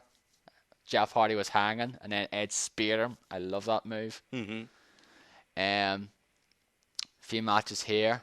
The late great Eddie Guerrero defeated Test to become the new champion. Yeah. Kane defeated Big Show and Raven to become new champion, where they went backstage and when Hardcore Championship was crazy and had the kind of things back then. The street fight, Shane McMahon defeated Mick McMahon. That match was memorable for the flipping ridiculous it happened. Yeah. Especially with Linda McMahon being in a comatose state at the time. Yeah. And then actually getting up and kicking McMahon in the knackers. Yeah. And Mick Foley was a special guest referee. And people going nuts when she got up. And yeah. She got one of the biggest pops of the night, actually. Yeah. People losing their shit over that. And the infamous gimmick battle royal. Yeah. Where you had all these old time gimmicks. You had the Iron Sheik, you had Hillbilly Jim Kamala, Nikolai Volkov, Sergeant Slaughter, and basically that lasted about 3 minutes, and Iron Sheik won, and then got choked out by Sergeant Slaughter with the Cobra Clutch. Yeah. Because Iron Sheik did this little slap on the chest, which me and Stephen like to jokingly refer to as the pat of death, because it was just that soft. Yeah. And Undertaker returned and defeated Triple H, and that'll be their first of 3 encounters at WrestleMania. The only other time the two wrestlers have fought against each other 3 times. Yeah. Because the other time was the main event, and this is their second of 3 encounters, with Stone Cold defeated The Rock to become the champion in what is one of my favorite WrestleMania main events. Yeah, that was one of my favorite WrestleMania matches. That was a good one. It was Undertaker Triple H. Was it when he was the American Badass, or was he? Yes, that was when he was the American Badass. And Yeah. the weird thing about that match was that Matt Kyoto was the referee. He got knocked down, I think, by Triple H. Undertaker went for the pin as well. He did got hit. Triple H, and then Undertaker went for the pin. He didn't. He was counting, and then he didn't, and then he didn't get the count. Mm-hmm. And then basically Undertaker elbowed Matt Kyoto then, and then it went out out in the crowd and all that there. Yeah. Like Matt Kyoto was out for 10 minutes. Like really, elbow in the back, and you were out for 10 minutes. Yeah, that's true. Like I just find that silly. Quite if you got hit with a sledgehammer or a chair or something along those lines, I would believe it more. But the fact is, he got hit a bit, and he was down for 10 minutes. It's really. And the championship, that's when McMahon actually joined with Stone Cold, right? Yes, Yeah. which was one of the big twists. Yep. Stone Cold aligning himself with his arch nemesis. I think that's one of my favorite twists of WrestleMania. Yeah. And I love JR's overreaction to it as well when he basically meant to say God Almighty when he actually says doggone ready. Yeah. If you actually listen to it, he usually goes God Almighty. He actually goes doggone ready. Yeah. After Stone Cold gets the pin. Yeah. That was a great match. Like I actually quite like this match. This is actually one of the ones I actually go back to from time to time and watch. Mm-hmm. So I do. And it used My Way by Limp Bizkit. True. Yeah. And I think it was perfect, especially the highlights package at the end. Yeah. Was perfect. Unfortunately, that is not used in the WrestleMania the DVD I have. It is this fucking generic ass song. It just totally doesn't fit whatsoever. Yeah, they don't have the rights. They probably don't Yeah. have the rights anymore. It's the same with Undertaker as well with Rollin'. Yeah. It's different. They don't have the rights, so they can't Yeah. put them on the package and all that. Yeah. So, yeah. Like if you want to watch that WrestleMania package in its proper form, just go on YouTube and watch it. Yeah. It's worth it And- because it's one of the better ones. Yeah, that's definitely, I love that one. WrestleMania 18, March 17th, 2002, Well, St. Patrick's Day. X8, you mean? X8, sorry. Yes, this is one of the another weird ass, number things. So they used the Roman numeral for 10 and then they just used the number 8. Yeah. Because I assume they'd think that the actual Roman numeral was a bit too long, I guess, or something. I don't know.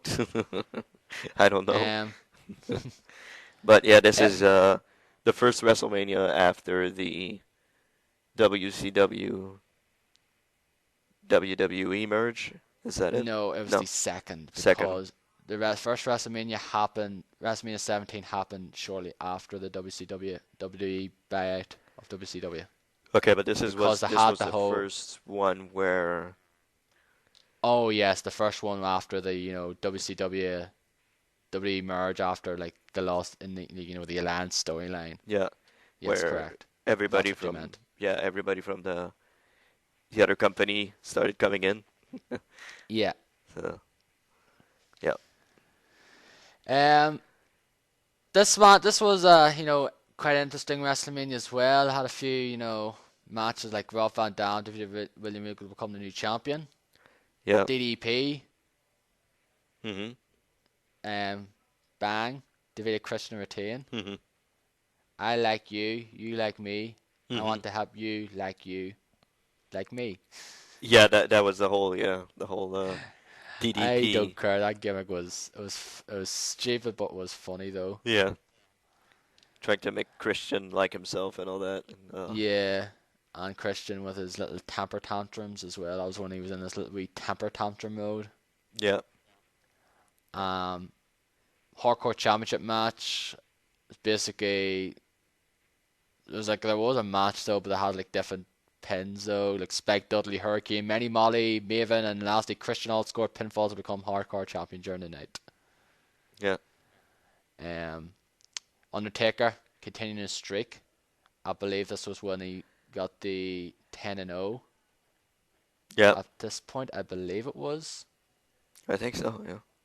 Yeah. This is when he reached the 10. So he did. and he Mhm. defeated Ric Flair. And Stone Cold then had a match with Scott Hall with Kevin Nash because this is when the whole NWO thing happened, which Yep. was a big failure. Huge failure. Yeah. Yeah, Stone Cold giving Scott Hall about 1 million stunners in Yeah. the process. Yeah. Um, and then of course the big match that came out of this one, which was the Icon versus Icon match with The Rock defeating Hollywood Hogan, which a lot of people consider this should have been the main event of this pay Oh per yeah. view. I agree. I agree. Because the actual match itself was which was the main event was the Undisputed Championship match, and it was average at best. Triple H defeats Jericho with Stephanie McMahon, who had joined with Jericho. Yes, because at this point Triple H and Stephanie McMahon were no more. Yeah. They weren't actually divorced yet, though, in the storyline, no. No.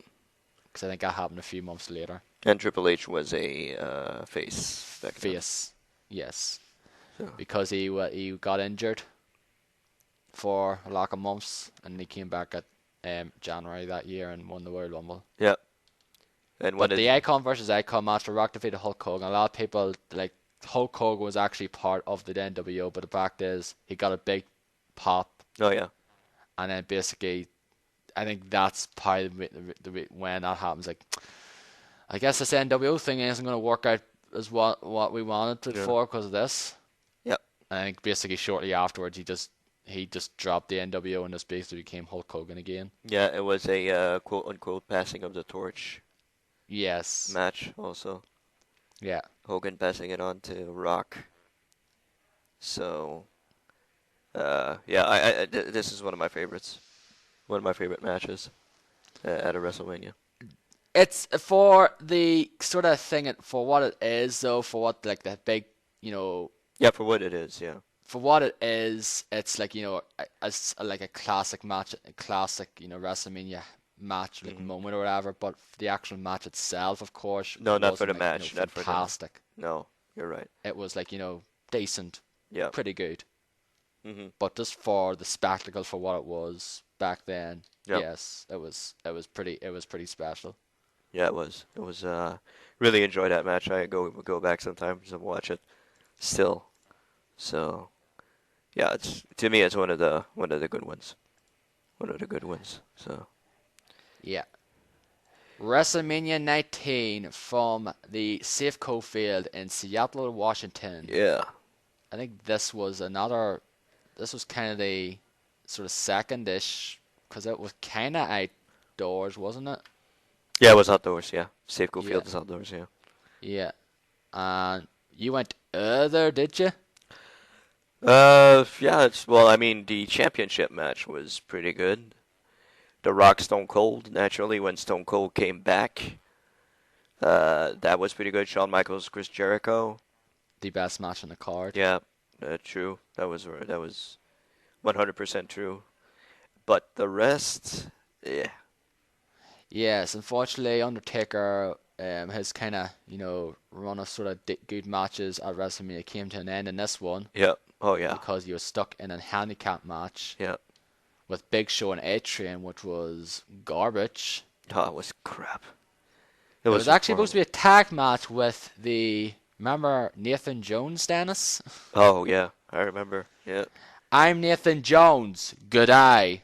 Yeah. Yeah. I remember. Yeah. He did come in and help them at the end, though, but it was actually supposed to be a tag team match, but no. Mm-hmm. Basically made a handicap match then, probably don't know why. That's basically say, yep, you're just not good enough to be at WrestleMania now.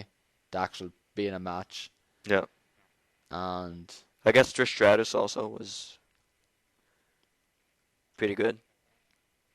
I guess. And like the tag team match would have been good if it went longer. Yeah. As well. But there was just one of the more why the fuck was this on this bloody thing? The cat fight. Yeah, that's what I was if you about actually to say. call it that. Mhm. Or like this pillow fight thing where Stacy Keibler and Toy Wilson and the Miller Lite Cat Fight girls Yeah. which I've never seen that at. I believe it was some sort of like, I think it happened maybe, I don't know, was it the Super Bowl showing out of it, or, Yeah, something just like an ad that. was happening at that time Yeah. on like American television or whatever. It So was pretty it's dumb. like, well, Like pretty much every Diva match since then, or women match or whatever. Uh, so the women's championship wasn't around for a while, so it wasn't disputed back then, I guess. Um, what do you? Well, your favorite match, you said that was Shawn Michaels, Chris Jericho.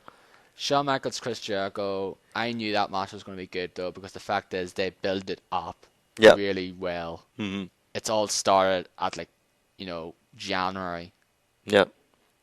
Like they basically had a battle laying back and forth, and then just going on about Chris Jericho saying, "I idolized you. You are one of my emphasis is the way I got into this business," and then just showing like this, package of Shawn Michaels doing these moves, and then Chris Jericho like imitating him doing his moves in his career as well, early in his career as well. Just Mhm. it was just a great little package, like build up, and like the Yeah. match, in my opinion, delivered as well. Yeah. At the end of the match, like they both hug. Yeah, as well, that was brilliant as well. Like Chris Jericho like hugging, and then basically Jericho was like, nope, boom, Yeah. right in the knee into the groin, and then it's like, nope. Yeah. But I think he actually hugged him because it was they wanted to do that like the hug that like was genuine. But Jericho was like, I'm still a heel. I gotta show it. Yeah, yeah, Kick the guy. So yeah. I love Jericho. He's one of my favorite WWE stars. yeah, he's pretty good. He has a match tonight. Yeah, against Fandango. Jeez, who the fuck is that guy? We'll get to that a little later. We'll get to that soon enough, though. The Hulk Hogan versus McMahon match as well, street fight, which saw the return of Roddy Piper. True. Yeah, that's right. Yeah, that wasn't that bad. It was all right. And the World Heavyweight Championship match, Triple H with Hulk Hogan defeated Booker T to retain with when Triple H had the title for like 9 months. Yeah. And I think that was one of his worst title reigns. True. Yeah, that's true. Because he won it in December, then he had the glorious feud with Scott Steiner, Oh crap. Yep, that was which led fantastic. to the um, absolutely awesome matches with them Oh at yeah. Royal Rumble at No Way Out. They were so fucking bad. Yeah, Scott Steiner doesn't know how to wrestle at all, so you know. Because Scott Steiner has basically most of his bloody offense moves in that match were by the belly suplexes. Yeah, pretty much. That's all he fucking did in that match. That was In that horrible. Royal Rumble match. Yeah, Because I watched horrible. it pretty recently there when I was watching Royal Rumble pay-per-view matches. Mhm. So bad. And then just basically from that shit-ass match to a fucking brilliant match between Kurt Angle and Benoit afterwards. It's Yeah. like, that showed him how it's done, Yeah, exactly. pretty much. Two great guys who know how to wrestle. Yeah. So And of course, like I said, Rock Stone Cold, their third of three encounters, and this is Stone Cold's final match. Stone Cold's final match, and Rock left. No, he didn't leave. Did he leave after Yeah, he this? pretty much left after this. Yeah, he left for a while after this. And he came back. I think his first match back, I think, was the next WrestleMania. But I really enjoyed the ending of this match. Like you could see the Rock is crying. Like he's trying. Yeah, he was crying as well. I just love the fact is like it took 3 rock bottoms to beat him. He had to rock bottom, no, rock bottom, no, rock bottom, got him. Yeah. And like I don't know if you saw the little package, like the interviews they did after the match. Like you see when Rock pins him the last time for the Right. 3 count, like he gets really close to him, and he shoves the referee away, and he says something in the ear of Stone Cold, and then he gets back up, and that's when he starts like crying. He's trying not to look too much, like because he's supposed to be this badass. Yeah, Like he was a he was heel. a heel back then as well. This like cocky heel. Yeah. So he's trying not to show it too much, but you can see he's crying and all that because he knew that would be Stone Cold's last match, and those guys had a great feud together. So Yeah, that's one of the best rivalries in WWE history Hmm. as well. So that was Because I they really always enjoyed had it. sort of good matches against one another when they were in their prime. Yeah, and we got to say also that Stone Cold almost died, like on the eve of that or something like that that weekend. Yeah, because I think it was in his book or something, wasn't it? Yeah, he almost died that weekend. Like was it JR who found him in his room? He was passed out or something like that of dehydration or something. Yeah. And then they had to bring him to the hospital and all that. They weren't sure if he was going to make it to WrestleMania, and he finally made it, and all that. So that was pretty cool. That was a pretty Yeah. And actually, one of the actual ones who says when he's actually retiring, like this is his last match. It is actually his last match because yeah, he came back in some plenty form. of times since then and Yeah. do his usual kick ass take no names kick Hmm. ass approach now. Yeah. But in terms of actual match, this actually is his last match, and that is 10 years ago. Yeah. 10 years ago. It's too bad. I would love to see him. I know he's not going to come back, but I would have loved to see CM Punk Stone Cold Steve Austin. Yeah. That would have been absolutely amazing. I think that would have been a great rivalry between Mm. those two. So that would have been awesome. But sadly, won't it will not happen. So too bad.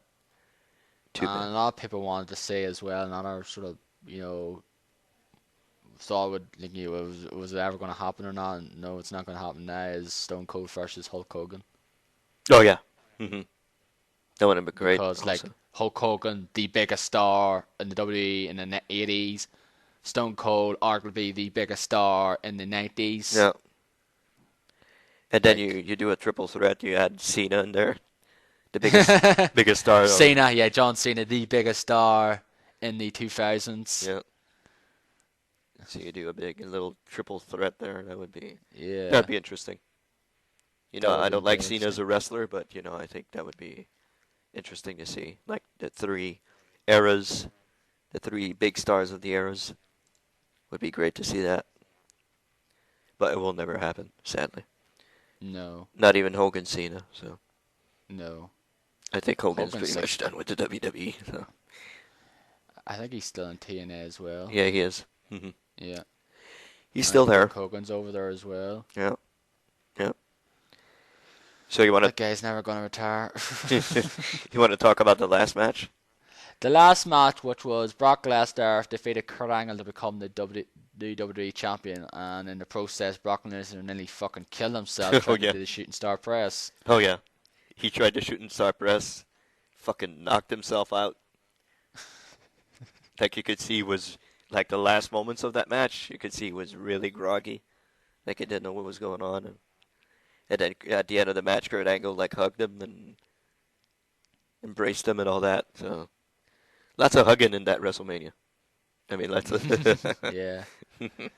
lots of The hugging. fact is, Brock Lesnar was able to do it before though. Like I think he gets if you see some of his footage when he was in OVW, he actually does the Shouldn't star shooting press. star press. I think the fact is he actually did it from like up on the other side of the ring. Didn't help matters. Yeah, exactly. He was like he was really far away. I remember that. I was like, what the fuck is he doing? Holy shit. It's like, boom. Because that was the first time he did it though as well. Like when he was in the WWE ring though, because he never seen it before him do that though. Yeah. And then he actually did it, and then he killed himself in the process. And he actually, I don't think he ever did it since. No, you said, yeah, okay, that's it. Never doing that shit again. Yeah, it's like, yep, screw this. I'm not doing that. That's it. Yeah. So, yeah, that was, finally, that was a pretty good WrestleMania, if I think about it. Yeah, It was pretty it good. was a good WrestleMania. I like that one as well. The next one, unfortunately, I have to say, wasn't a great WrestleMania. 20. WrestleMania 20, where it all begins again, Yeah, was go the ahead. tagline for this one. Oh, And of yeah. course, where it all begins again is true because the fact is, this came once again back to Madison Square Garden. Yeah, for 20. So 110 and And 20.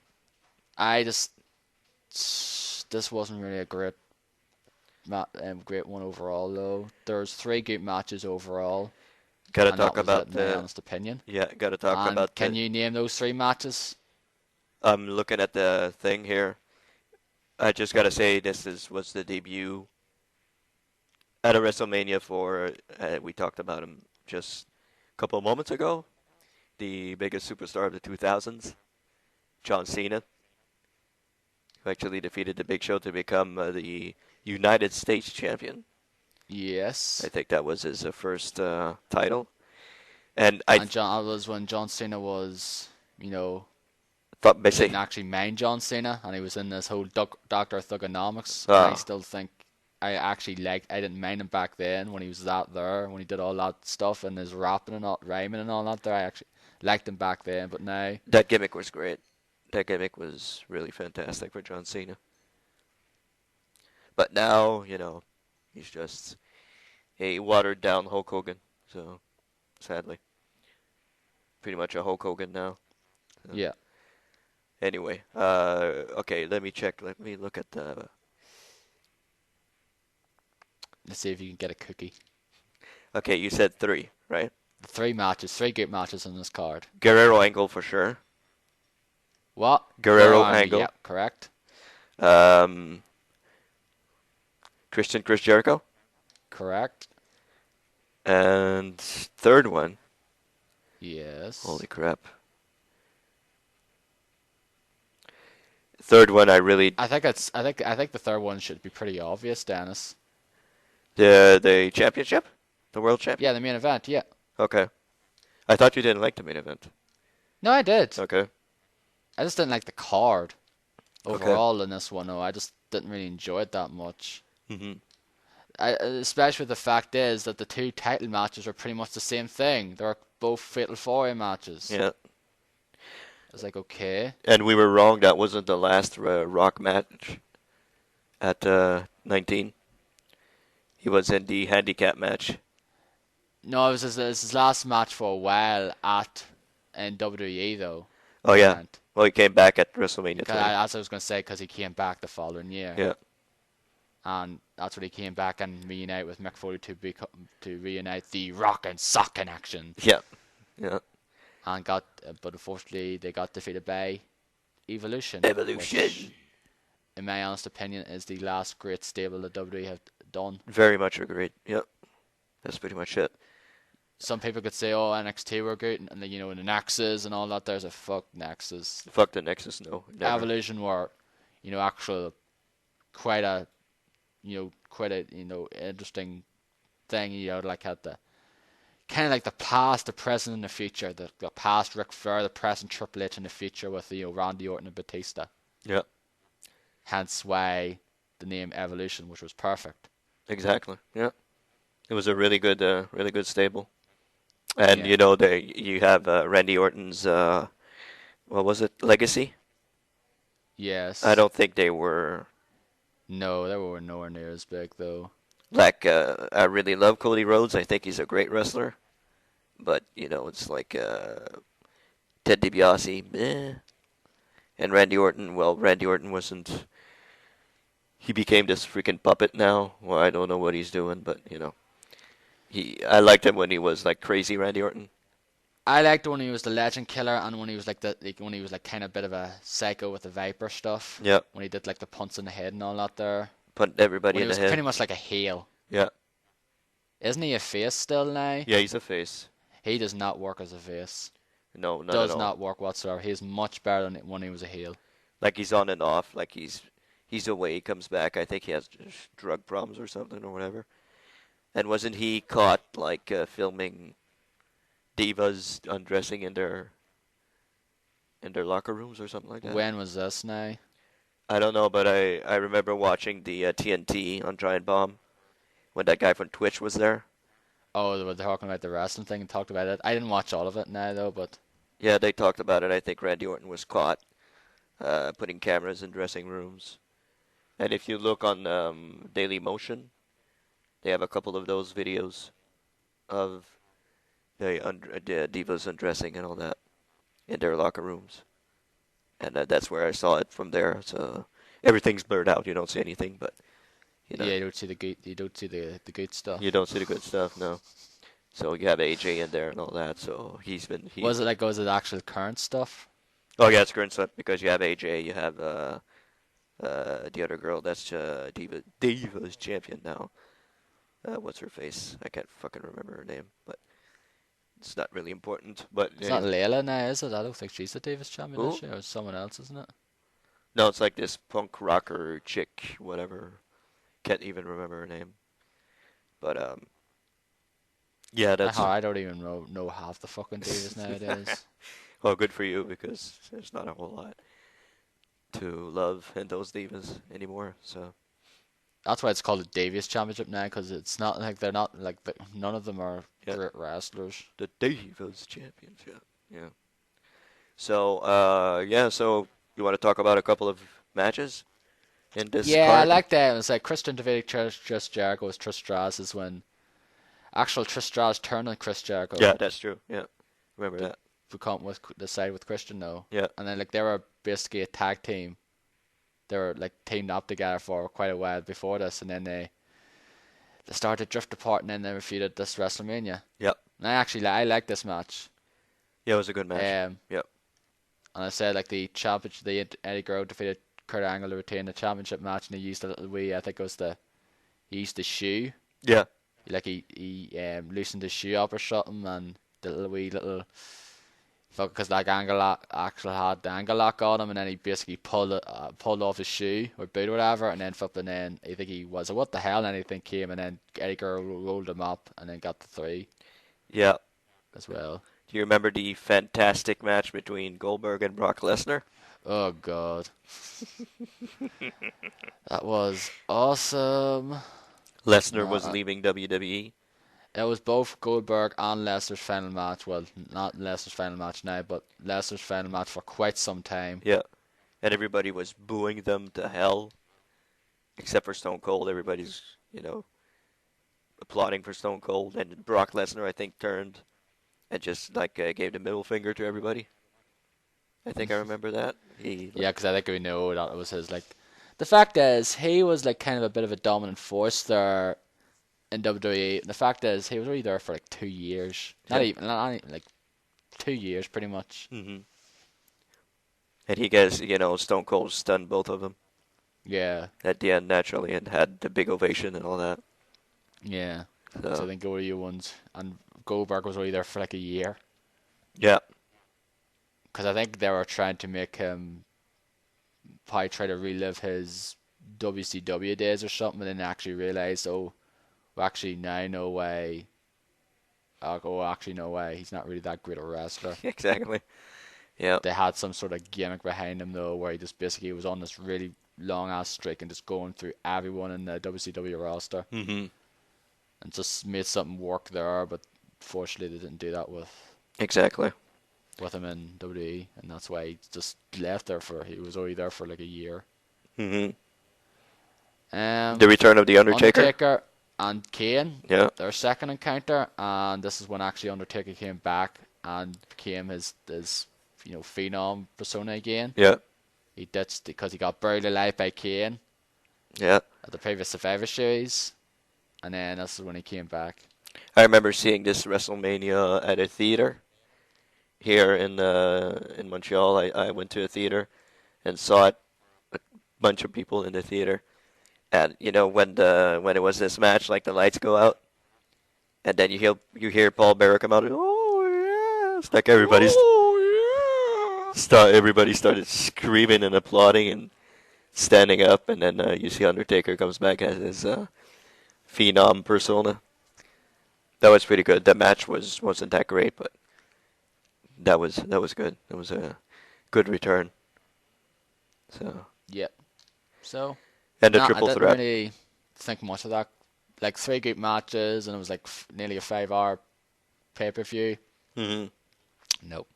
And the triple Some threat. other matches with that Playboy one as well. I was Oh like, yeah, bleh. that was couldn't garbage. care less. That was garbage. It The sucked. evening gown match. Ugh. Yeah. And the ABA evening game match. What was it? I forget who it was. Like, flipping Tori Wilson and Sable or whatever. hmm It's like, I ugh. am so happy there's no women's championship tonight. The Divas Championship, rather, tonight. Yeah. I'm so happy. AKA the toilet break match. Yeah. WrestleMania 21. Anyway, WrestleMania 21, which is not actually here as well, but I think it came from California. I think it came from the Staples Center Yeah, I think so. in Los Angeles, California. It's basically, it was one of those renowned for WrestleMania Goes Hollywood. Yep. Oh yeah, that's And right. I actually loved it. It had all these parodies of these moments in films. Yeah, I think that was the best pair. And like, how can you say, like the packages that they Yeah, used to do? they were awesome. Like there was Eugene as Forrest Raging Gump. Bull. Yeah. Not Raging Bull. Was it Raging Bull? Yeah, it's Raging Bull. Yeah. Yeah, you talking to me? Yeah. No, it's Had all Taxi the Driver. different Sorry, Taxi Driver. Taxi Driver. That's it. Yeah. Taxi Driver goes, "Are you talking to me?" And then it has John Cena with JBL with what the fuck's that?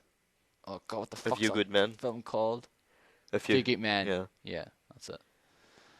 Had on Austin, Gladiator. Mhm. Forget what the other ones were as well. There was a few other good ones. Oh yeah, Basic Instinct. Yeah. Stacy Keibler. Chris Jericho and Christian there is one of the interrogators or whatever. Yeah. They were great. I loved them. The Stone Cold one was shown at the very beginning of WrestleMania. Like Yes. that wasn't shown. That was a Braveheart with Braveheart one with Triple H. Yes. Forrest Gump one with Eugene. Oh yeah, I remember him. Yeah. Eugene. Good God. Yeah. He was actually quite popular though. But then when when he wrestled, it turned a tide on him though when he was that SummerSlam that year and he faced Triple H. He got booed. Yeah. I think that was the beginning of the end of his popularity. Yeah, Eugene. Exactly. Yeah. He was imitating it like every wrestler. Yeah, it was supposed to be this kind of special guy. Like, yeah, Hmm. he wasn't really all there, I guess. Exactly. Yeah. So a couple of matches on here that were, I guess. Yeah, I actually think this was a pretty good. I actually liked all the matches bar the last three. Okay. Okay. I didn't like. I think like the first match was pretty good though. I thought it'd be better, but I actually thought it was good. Mhm. Rey Mysterio defeated Eddie Guerrero. The first The first. Money in the Bank. So I go ahead. The first Money in the Bank ladder match, Yes. which was a Chris Jericho idea. He invented Yeah. that. So props to Mr. Jericho for coming up with that there, and that was the whole Money in the Bank ladder match began there. Yeah.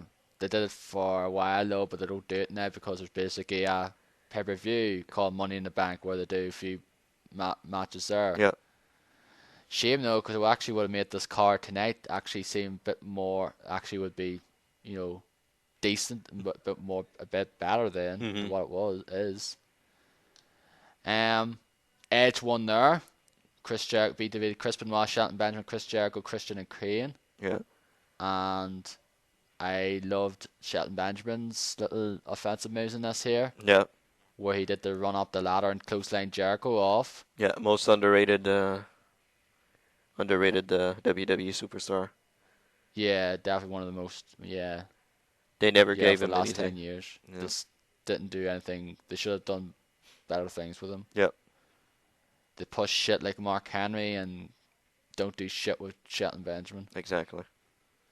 And this is sort of the rise of Edge to main event status Hmm. as well. The rated R And then he becomes superstar. the rated R superstar. Yeah. The interpromotional match, which was the Legend Undertaker versus the Legend Killer Randy Orton. Yeah.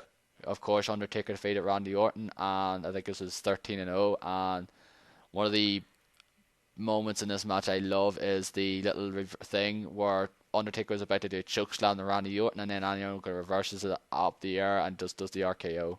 Yeah. Love that spot in the match. Yeah. That's when Randy Orton was actually pretty good. Yeah, it was Legend Killer gimmick, which Yeah. I liked.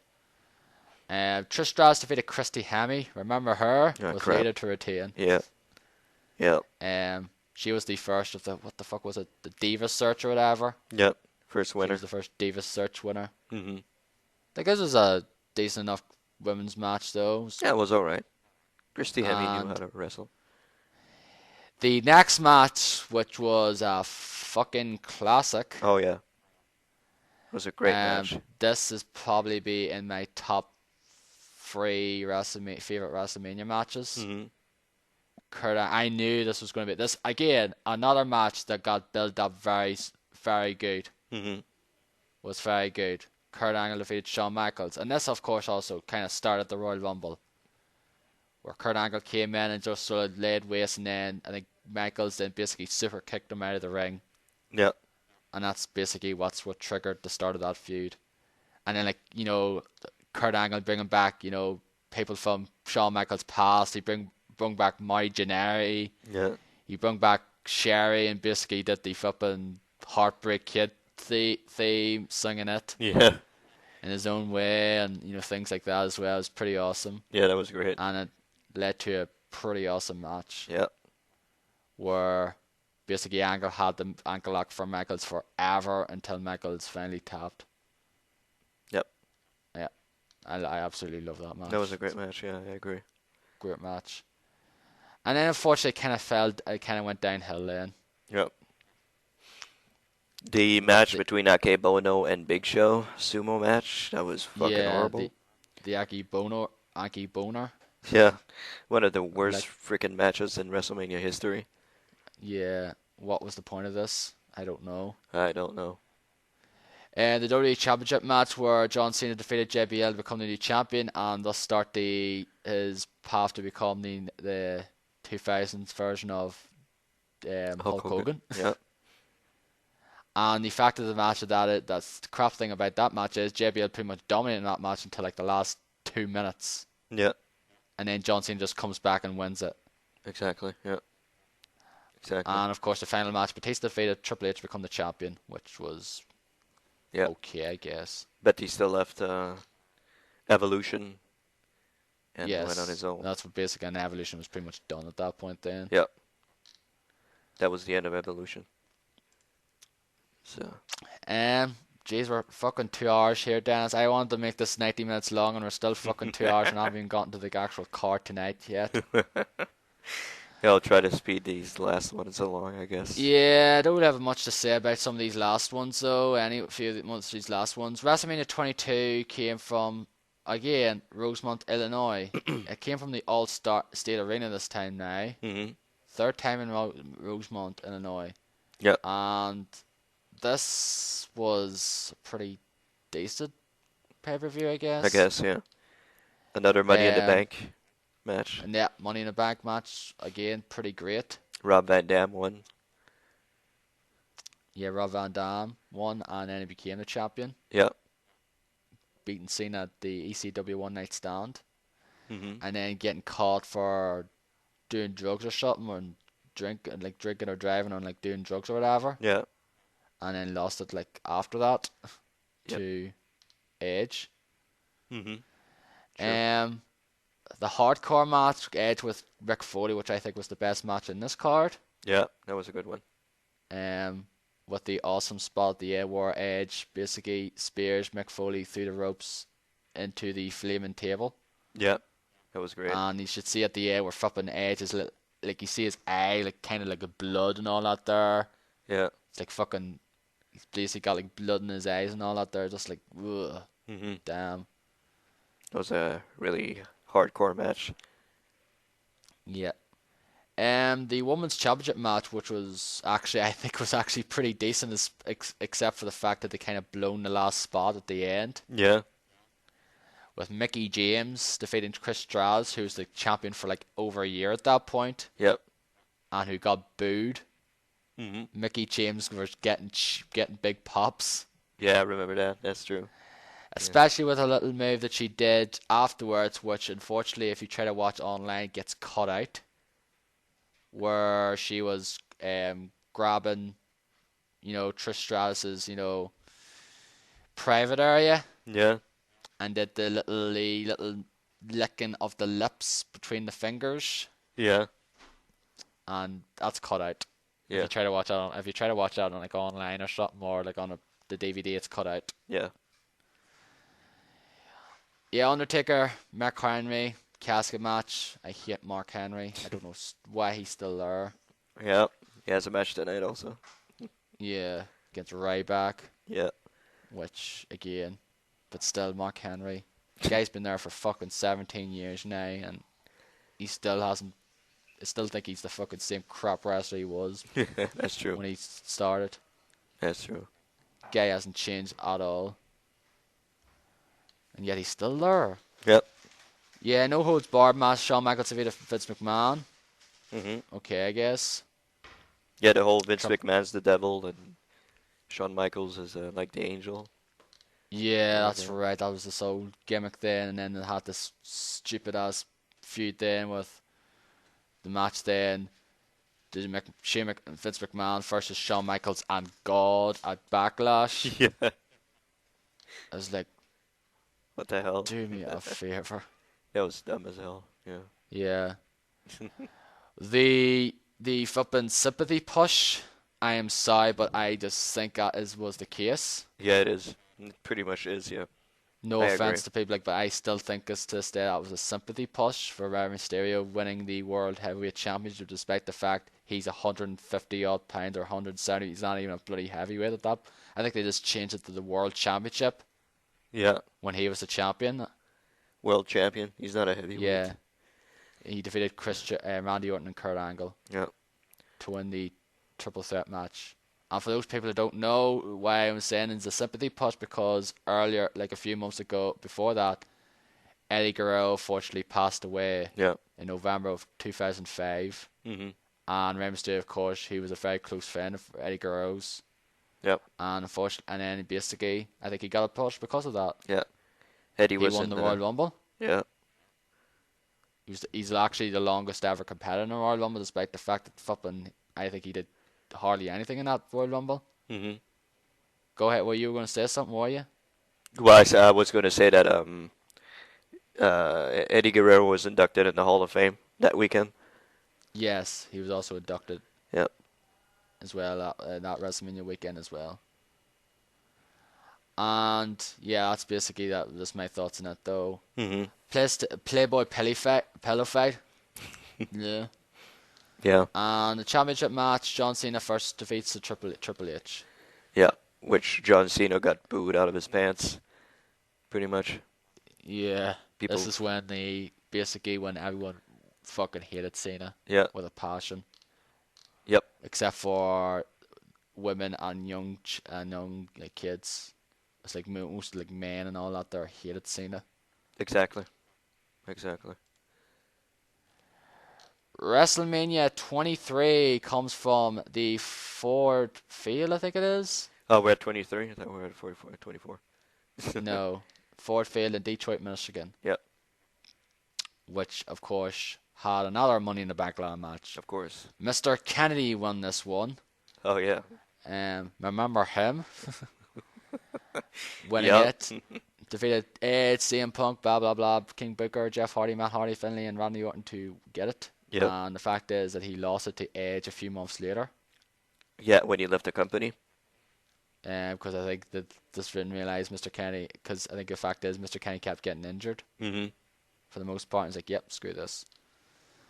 The final appearance of Chris Benoit at WrestleMania, Yeah. defeating Montel Fontavious Porter, or MVP, Yeah.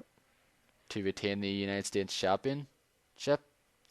The reason being is because if you're a wrestling fan, you know the big story, like one of the big stories that came out of 2007, a few months later after this, is Chris Benoit. Killed everybody. First in thing his was he family. actually died. Yeah. This is before.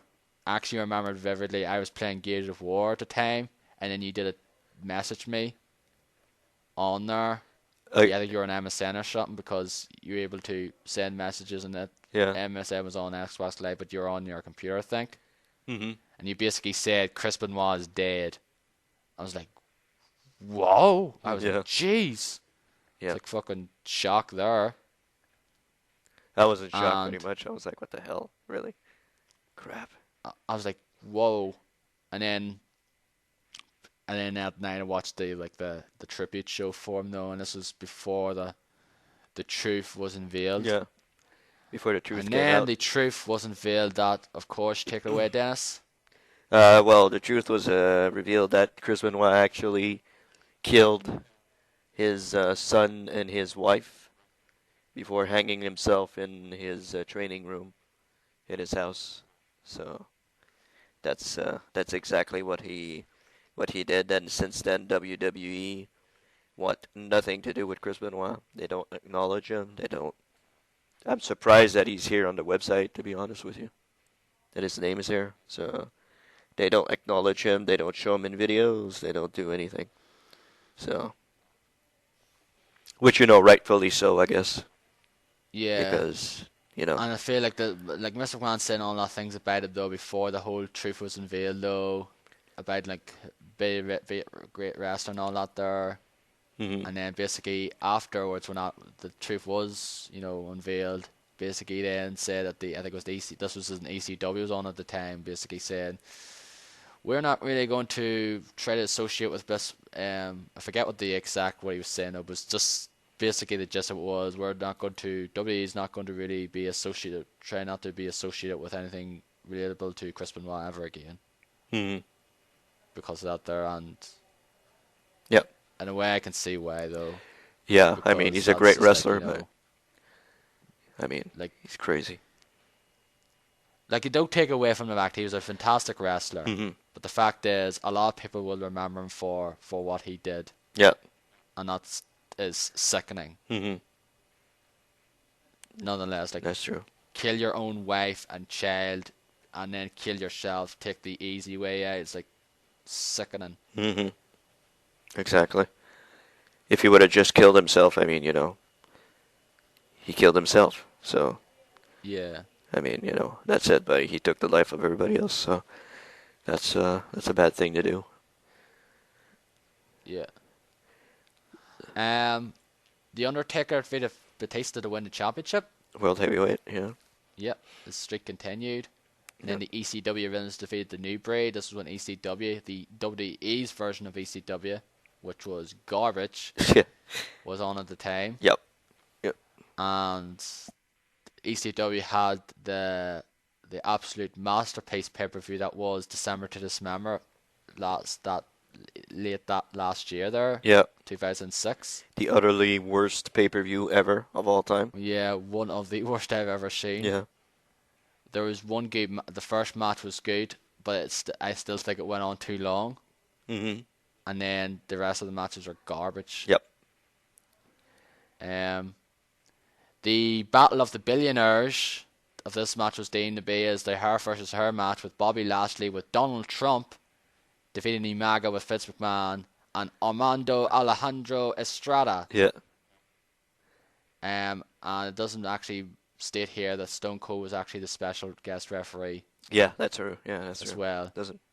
And then afterwards, he gives Donald Trump one of the worst stunners ever. Yeah.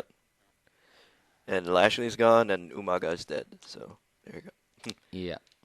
Another one to add to the long list of WrestleMania combatants who are no longer with us. Yep. And Women's Championship, nah. Garbage. Yeah. Yeah. And finally, the championship match again, John Cena with his Hulk Hogan status at the time. He was a champion for quite some time then. Yeah. Defeated Shawn Michaels. Defeat Shawn Michaels. Yeah. One of the greatest performers of all time, which, I don't know. That's kind of when I think people already disliked him, and I think that's when people started just plain hating him. Yeah. So. I think that they just couldn't stand the sight of him then. Mm-hmm. They were just really getting sick of him though, because he was a champion for quite some time. Like he was a champion, like that was his reign when he beat Edge at Unforgiven, and he became a champion for like over a year at that point. Yeah. And people just hated him. Yep. Still do. So. Why don't you take the next one, Dennis, while I go and ring my taxi? Okay. So, WrestleMania 24 was live from Citrus Bowl in Orlando, Florida, March 31st. 2008. I guess what weekend there was another Money in the Bank ladder match in this WrestleMania. CM Punk won this one against Shelton Benjamin, Chris Jericho, Carlito, MVP, Mr. Kennedy, and John Morrison, which is another very underestimated um, WWE superstar in my opinion. Uh, so I guess that was a little beginning of the rise of CM Punk, who would go on to win the championship against, I think it was Jeff Hardy, if I'm not mistaken. Um, No, Jeff Hardy wasn't the champion until December that year. but wasn't it then that CM Punk cashed in his Money in the Bank? No, I forget who CM Punk cashed in though, but it wasn't against Jeff Hardy because Jeff Hardy didn't win the title until of that December that year. Are you sure? Because it was like, Though CM Punk won it around the summertime, and then he had it for a few months, and then he actually remember he got taken out of the scramble match okay, yeah. where he lost the title, and he wasn't actually in the scramble match. I forget who he won against though, his first title reign. Did he cash in against Edge? CM It Punk? probably was Edge, I think. Okay. I forget though. Yeah, I think it was a face back then, CM Punk. So, um, Battle for Brand Supremacy, we'll talk about that because we don't care. ECW Championship match. Kane defeats Chavo Guerrero, was the champion. In 10 seconds. 10 seconds. Career-threatening match. Shawn Michaels defeats Ric Flair. Career? Carrier match. Career match. Yeah, this was billed as a big match, and Shawn Michaels won, ended the career Ric Flair. Yes, and then they had this old package thing for Ric Flair the next night. They had like all this Ric Flair night like afterwards, and then all the hugs and all that there at the end of the show, and then basically after a while they basically blew that Yeah, because he went on to wrestle in TNA yeah, for a bit. wrestled in TNA, then came back in WWE when he was inducted again with the Four Horsemen in the Hall of Fame. The only one to be inducted twice. That was last year. Yeah, and then he's came back there, late last year or something. Did something with CM Punk or something. I think it was. No, he did earlier something. this year. I forget it was. Yeah, with the Miz. He's pretty much on and off with the Miz. He comes, Okay. helps him out and everything. Playboy Bunny Mania. That was some stupid fucking shit. So we won't talk about it. WWE Championship. Randy Orton defeats John Cena and Triple H. Yes, John Cena lost the match. Yeah, he lost that match. Look at that. So I think that was pretty cool, though. That was pretty cool that he won. No disqualification match, which was a stupid fucking thing, also. Yeah, another one of the Floyd Mayweather defeating the Big Show. Why is the Big Show getting stuck in all these stupid ass sort of things? Gimmick match First with Aki Bono and now with Floyd Mayweather. Yeah, and he knocked him out, so that was dumb. And World Championship, World And Heavyweight. that was, I think, after that was when Big Show started using his little knockout punch then, I think, or was it before that? After that, I think, yeah, he started using the weapon of mass destruction that he calls it, his knockout punch. The World Heavyweight Championship match, The Undertaker defeats Edge to become the new champion with Vicky Guerrero, Kurt Hawkins, and Zack Ryder. Zack Ryder was there? I can't remember that. Anyway, in Edge's corner. Yeah, because he used to be his edge heads. Yeah, his Edge. Yeah, that's right. Yeah, remember that. So another win for The Undertaker. Another championship. So that's WrestleMania 24. Where are we now? WrestleMania 25. 25. The 25th anniversary, Yep. April 5th, 2009, and this one was at the Reliance Stadium in Houston, Texas. Yep. Another Money in the And Bank ladder match. another Money in the Bank ladder match. This one I actually thought would have been better than what it was, as well. Yeah. When the card looked pretty good though, and I was like, nah. at the end of the day, it wasn't, great. Like, basically the title match was completely ruined in the first minute when they did their finishers. That's true. Yeah, that's true. It's like, yep, great. Way to blow the flipping, blow that bloody build up Yeah. for this. Yeah. Nope. The Money in the Bag, of course, CM Punk won it again. Yeah. So he did. The first time person to do that. Mhm. Yeah, the Battle Royal.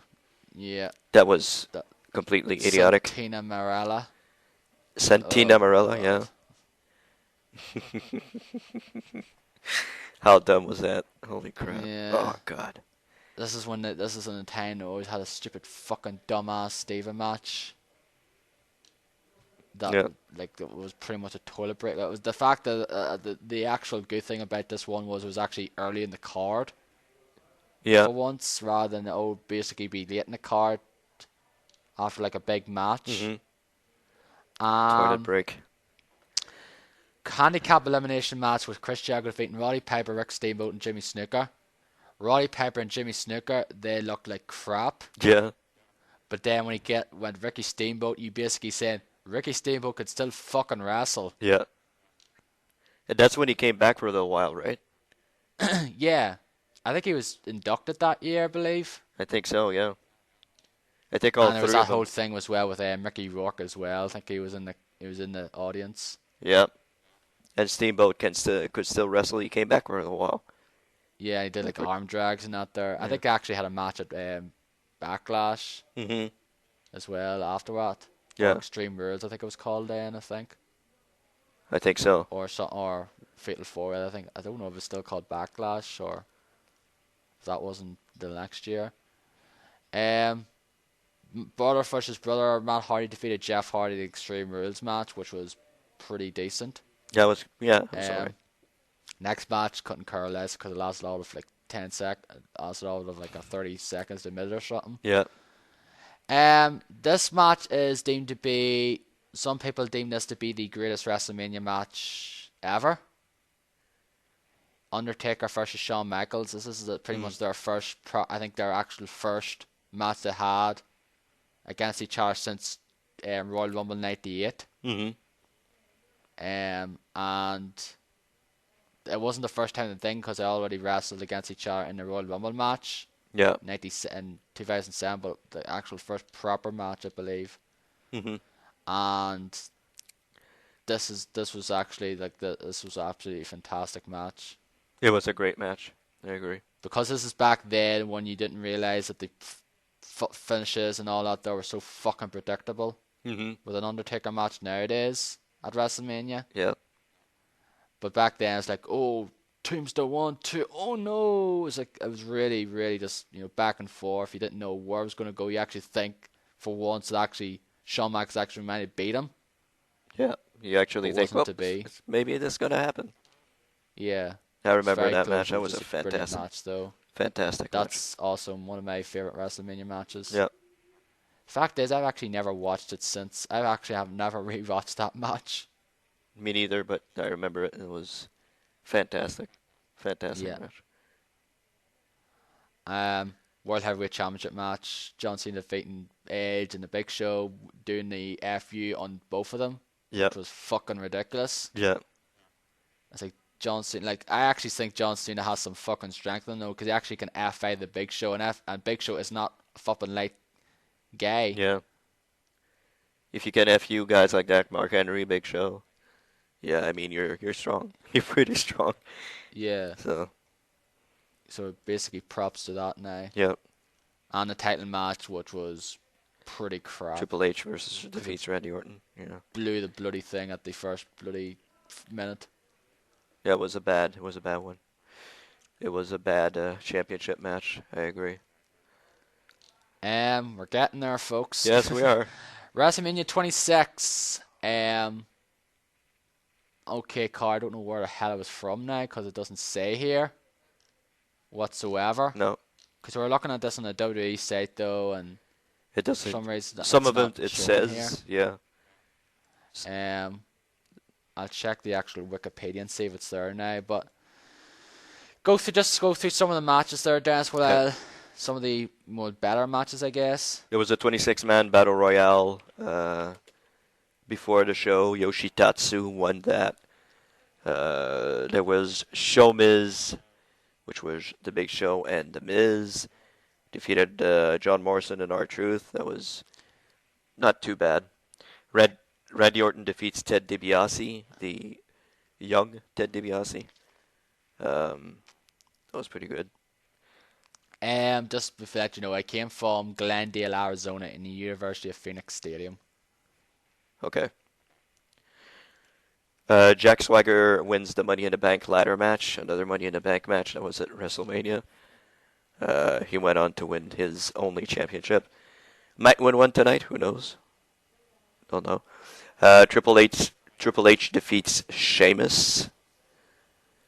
So Who Dennis jokingly refers to as my favorite wrestler. yeah. So I guess that was the beginning of the rise of Sheamus, who would go on and win championships and all that. So I think he won the championship at the end of that year. I did, yeah, I think. Or the year before, I think it was. I forget.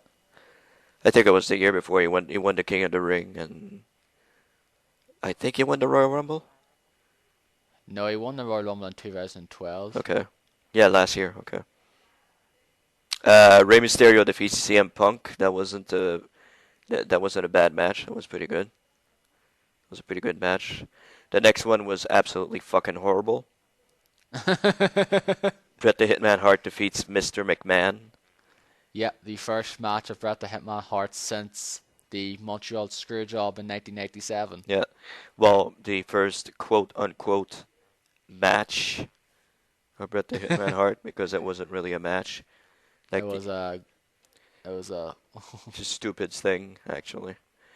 Like, pretty much everybody got in the ring. Every member of the fucking Hart family got in the ring, and everything broke loose from there. So, yeah, wasn't really good.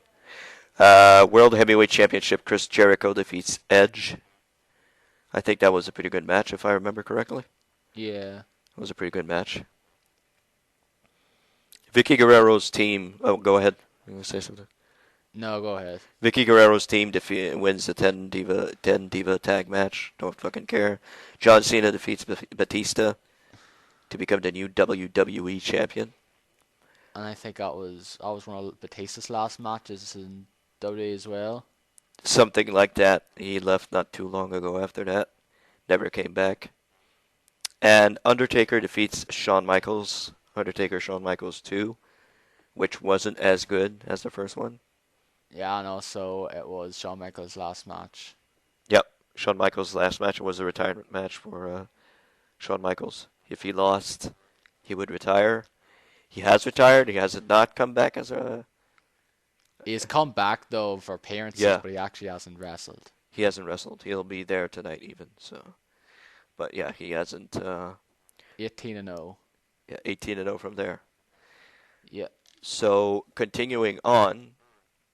Continuing on to WrestleMania 27. Yeah, no holds barred. Yes. No holds barred came from Atlanta. Yeah. Georgia Dome in Atlanta, Georgia. WCW's old stomping ground. Exactly. So it was. Doesn't fucking even show you the results properly. Wait here. No, that's like all breakdown of... No, that's the wrong thing here. No, it still actually goes to the wrong stupid page. Well done, WWE, for going to the wrong bloody link here. I'm at 27. I don't know where you are. I'm going at WrestleMania 27, but the fact is, when I go to results here, it goes just to Triple H, Undertaker defeated Triple H no holds barred match. So, I'll just go to results here. Let's see. Take here. it because I can't find them. Well, this was of course Triple H versus Undertaker, their second encounter at WrestleMania. Yeah. Of 3. Yeah. Because the thing is basically be the start of, there's a match that happened last year. Let's make it happen again this year. Yeah, people loved it, so let's go. Yeah, it's going to do it. That WWE seems to do that nowadays. Now I've done it since 25. Yeah. Shawn Michaels Undertaker 25-26. Undertaker, Triple H 27-28. Rock and Cena 28-29. Yep. It's like, okay. Anyway, the last match, I think it was the last match of Edge. Yeah, it was. Had, unfortunately, before he shockingly said that he was going to retire. Yep. Said he was He 10. defeated Alberto Torrio Yeah. to retain the championship. And he was with the Christian. Yeah, Christian Cody was was defeated Mysterio. 6-8-man tag match there, and then Randy Orton defeated CM Punk, which was a pretty decent match. Mm-hmm. A match which was god fucking awful in every sense of the word, because they had this feud going. Michael Cole defeated Jerry Lawler by disqualification. Oh, yeah.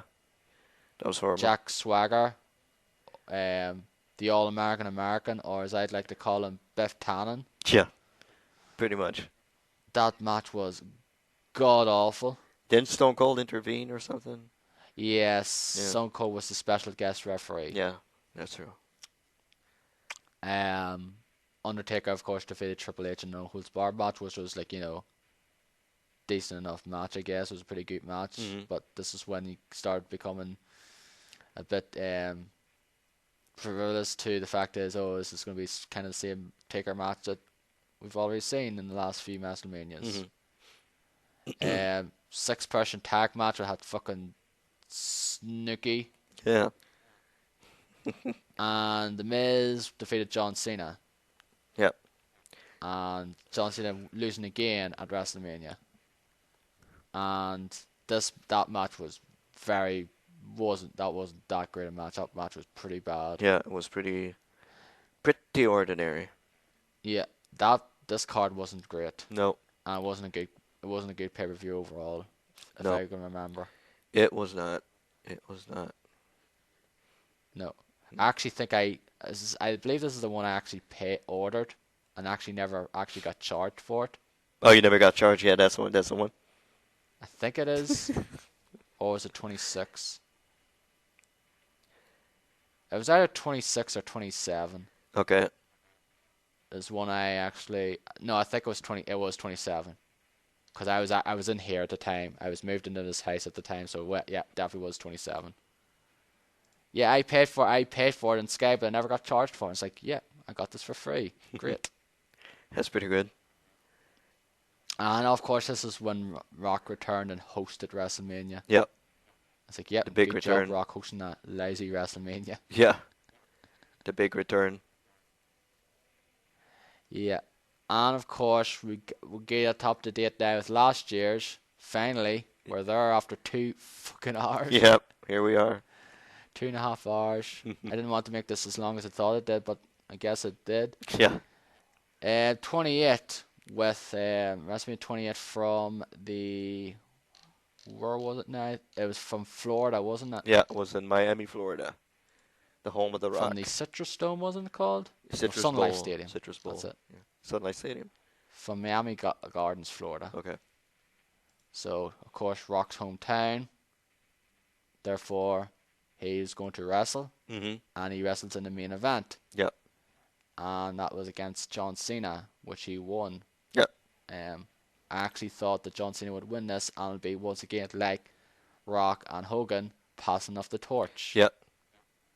That's what I thought also. But that wasn't to be, because I think the Picos said, oh yeah, we're not going to make Rock lose in his hometown. Probably people said if Rock loses, we riot. Mm-hmm.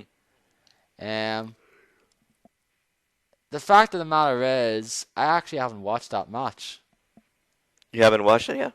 I haven't actually seen that match. I watched the rest of the match though, but I just never actually got around to watching that match in particular. Mm-hmm. So, that wasn't a really good pay-per-view overall as well. Like, World Tag Team Champions Was Primo and Aqua. This is basically when the Tag Team Championship meant nothing anymore. It just basically meant nothing for quite a while before then. They basically, I think, just all they do is put like certain teams together now, and just most of the tag teams nowadays are just nowhere near as good as some of the ones back then. Yeah, yeah. Kelly, Maria Menounos or whatever. Menudos. Is flipping Davis tag Yeah. match, blah de blah. Kane, Randy Orton, Team Johnny defeated Team Tenny, Joey Laurinaitis. Yeah. Yeah, Big Show. Intercontinental. Sheamus, yeah, defeated the Continental Champion Cody Rhodes. Sheamus won the championship against Daniel Bryan in about, 18 18 seconds. seconds. Yeah. That was shit. Um, People so were go ahead. fucking booing Sheamus at the top of their lungs at that one because people kind of like Daniel Bryan, Yeah. and for him to lose in 18 seconds, it's like fuck, dude, come on. And WWE Championship, CM Punk defeated Chris Jericho. This was when CM Punk had the belt, Very good match. and he had it till the following January. Yeah. This January just went there. Yeah. That's the longest title reign in quite some time in the WWE now. Yeah. And of course, The Undertaker defeated Triple H in a cell match with special referee Shawn Michaels, which I do not care is not as good as people say it is, because No. it was so fucking predictable. Well, I know, but I mean, it wasn't that bad. It was a pretty good match still, but the fact is, you saw certain things happening. It's like, oh, this is going to come. Yep, saw that coming, blah, blah. The ending was pretty good. I thought the ending was good. But they walk up the ramp and all that. Yeah, that stuff, yeah. And they raise their hands together, yeah. Mm-hmm. So, yeah. And The Rock. And finally, now we came to tonight's Woo! WrestleMania. WrestleMania 29 from the MetLife Stadium, which has what you already said, has a pretty subpar card. Subpar card, yes. So we're going to go through each of these in the ascending order from what we see here on the match. From the bottom to the top, I guess. Yes. There's a pre-show match which isn't listed on here on the left, but I guess it is. Okay, there it is. Okay. Yeah, so we probably should go with that one first, though, even Yep. though that really shouldn't be the pre-show match. No, it shouldn't be. That should be a main event. Not a main event, but a main card match for sure. Yeah, I think the Tons of funk. pre-show match should be the match that's at the bottom. Yeah, oh yeah. Plenty agree with you. I plenty agree with you on that one. Yeah. But So the Intercontinental Championship, Wade Barrett versus The Miz for the Intercontinental Championship, and the Wade Barrett I think has had that championship for quite a while now, hasn't it? yeah, Wade Barrett's has been champion for a couple of months now. Maybe 3 or 4 months. He's been champion. So I think Barrett's gonna win. That's what I think. So you think he's going to retain the championship then? Yeah, I think Wade Barrett's gonna win. Okie dokie. I'm going to check here. If you look at the poll on WWE.com, it's 75% Miz, 25% Wade Barrett. So, anyway, I'm going against the odds and voting for Wade Barrett. I think Miz is going to win it though and probably regain the championship. Okay. Even though I couldn't really care less, I'm not really a big fan of any of these people. Yeah, I agree. Well, Like, I've never really liked Miz. I don't think he's that great a wrestler. he's okay. Wade Barrett's okay also. Yeah. They're okay wrestlers. Yeah, but he's not, like, fantastic. No, he's not. No. That's just unfortunately the case now with WWE nowadays. Is like most of the wrestlers they get nowadays are not that great, and they don't have personalities. Some of the ones you see back in the day as well. Like, that's one of the main problems I have with today's wrestling world, like the mainstream wrestling world. Mhm. The next match is the one that's going where is Tons of Funk and the Funkadactyls. Yeah. Versus Team Rhodes Scholars and the Bella Twins, which, again, this is one of those things as well with WWE. Is like, okay, you fired them and then you bring them back in a short period of time. Why? Just so you can have them in this match and then just get rid of them again a short while afterwards? Yeah. So it's Tensai, Brodus Clay, and the Funkadactyls Who I have again, no idea who the hell they are. like two girls that dance with Brodus Clay. Yeah, Against again, I have no idea who the fuck they are though. I know who everyone else is, yeah, but don't against know who the Cody hell they are. Rhodes, Damian Sandow, and the Bella Twins who came back recently. So Yeah.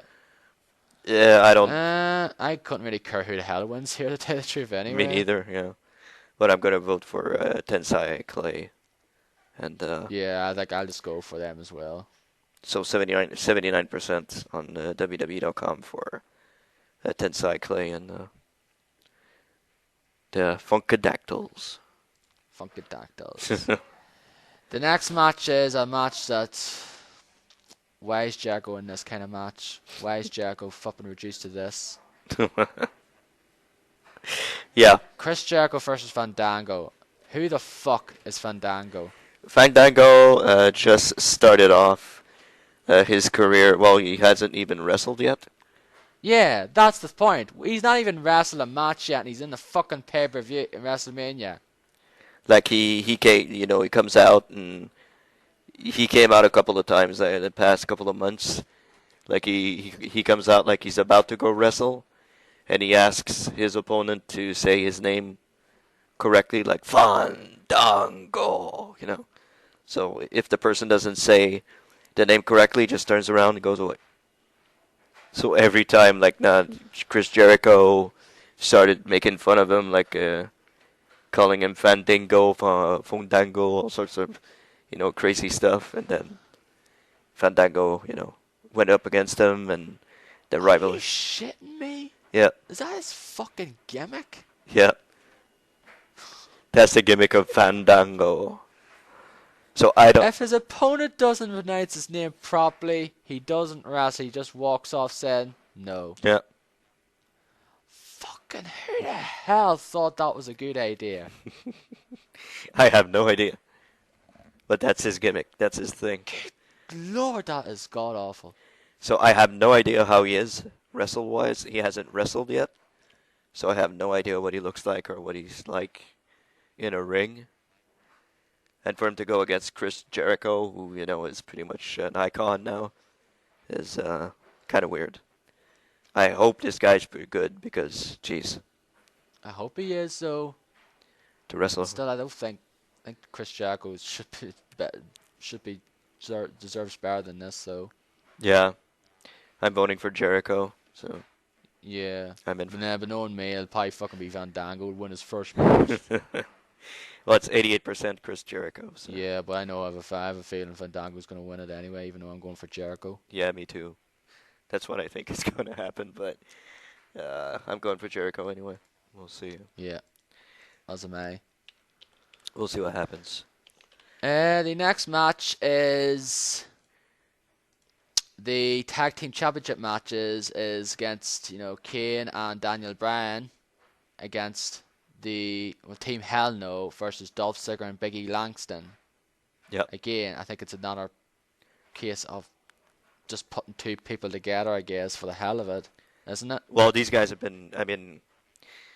Big E and Ziggler have been together for a while. Okay. Like they've been. But Big E Langston has never wrestled yet. So. Oh, again. Yep. Again. Really? Yep. He comes in and, if Ziggler loses his matches, he comes in and destroys his opponent. Like he just fucking destroys him. And he's like the bodyguard of Ziggler. And you have AJ in the Right. corner also. So again, apparently another guy who hasn't really had a proper match yet. Yeah. But Ziggler and Bryan can wrestle the hell. They can wrestle really, really well. So Kane can't wrestle for shit, but he'll probably wrestle against Big E Langston. So I don't know how this is gonna go. I'm saying Ziggler Langston will win. That's what I'm going for. Okie dokie. Yeah, they've had the title for a while now, haven't they? Team Hell No, yeah, Team Hell No, Oh yeah, yeah. they've had the title for It must be close to 9 months now, 8 or 9 months. Yeah, so I think it's time they lose the title then. So I'll go for Ziggler and Langston. Yeah, but the thing is also, will Ziggler cash in the Money in the Bank tonight?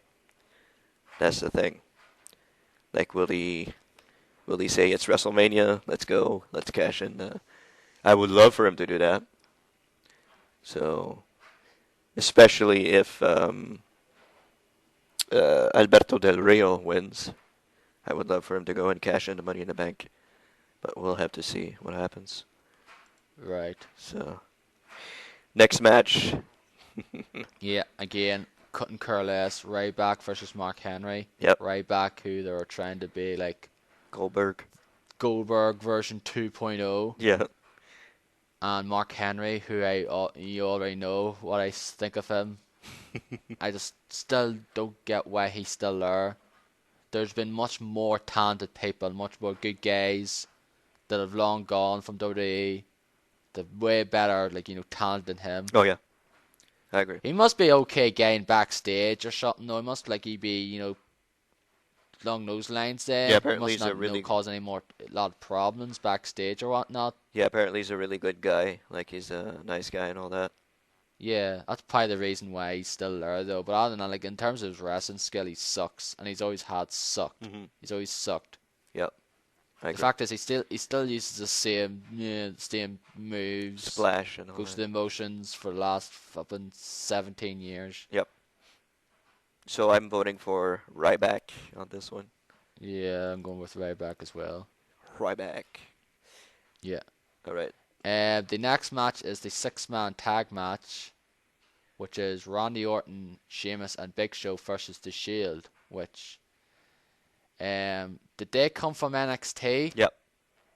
Yeah. Once again, another fucking stable that comes from NXT, because that seems to be where the only stables come from nowadays. Yeah, well, it's pretty much the farm club. Farm stables. Yeah. Yeah. So, but they're pretty good. They're good wrestlers. Honestly, they're They've already fought, haven't they, in a match? yeah, they were at was it the Royal Rumble or I can't remember. They did like this no holds barred match, and it was pretty good. It was a pretty good match. I think it was against Sheamus and two other people. It wasn't the Big Show and Orton. I can't remember who it was, but yeah, it was Daniel Bryan and Kane. That's right, Daniel Bryan and Kane. So it was a pretty good match. It was a pretty good match. I have to agree. I have to say it was pretty good. These guys know how to wrestle. Sadly, on the other side, you have guys that either don't know how to wrestle or just don't have talent or anything. So They're just past their prime. Like Randy Orton, I thought was pretty good though, but he's just not as good as he used to be. no, Sheamus, not so much, and Big Show, well, I think is pretty much done in my opinion. So yeah, Yeah, I'm going with the Shield on this one. yeah, so am I. So The next match is the World Heavyweight Championship match with Alberto Del Rio with the worst finisher ever with his stupid cross armbar. Is that still his finisher, is it? yeah, it is. And the All-American American, or Real American, I think it says here, Jack Swagger, Yeah, aka Biff Talon's love child. he changed to Real American. He has a Yeah, manager 'cause now. he used to be known as the All-American American. Yep. Like he has a manager now and all that. So this rivalry's been going on for a while, ever since Swagger won. There was like a match at the Elimination Chamber to become the number one contender against Alberto Del Rio. So Alberto Del Rio is being billed, or he's being hyped as the new Rey Mysterio. Like they need a Mexican guy the Mexicans need a Mexican guy to look up to. So, and since Mysterio is always fucking injured, well, you need another guy up there. So, but I'm going with the Real American, Jack Swagger. I think he's going to win. When did Alberto Del Rio win the title again? He won it against Big Show on SmackDown, I think, like 2 or 3 months ago. Yeah, I think he'll retain. You think he'll retain? Yeah, Okay. And so well, open a door for Ziggler. yeah. That would be good though if he actually did cash in his money in the bank tonight though. Yeah. 'Cause he's had that for quite some time as Oh well. fuck yeah, he's had it since the pay-per-view. Yeah, So last July. yeah, he has until July, I think, to cash it in. Yeah. So yeah, there's no. Anyway, the next match is a rematch from last year's SummerSlam. Yep. The first of three rematches, pretty much. Yep. Um, Triple H versus Brock Lesnar, no holds barred match. If Lesnar wins, Triple H must retire. Yep. I think this is going to be the case because Triple H doesn't really wrestle that much anymore. No. Because he's kind of gone in the way of Undertaker. Mhm. Um, And he's behind the scenes, like he's.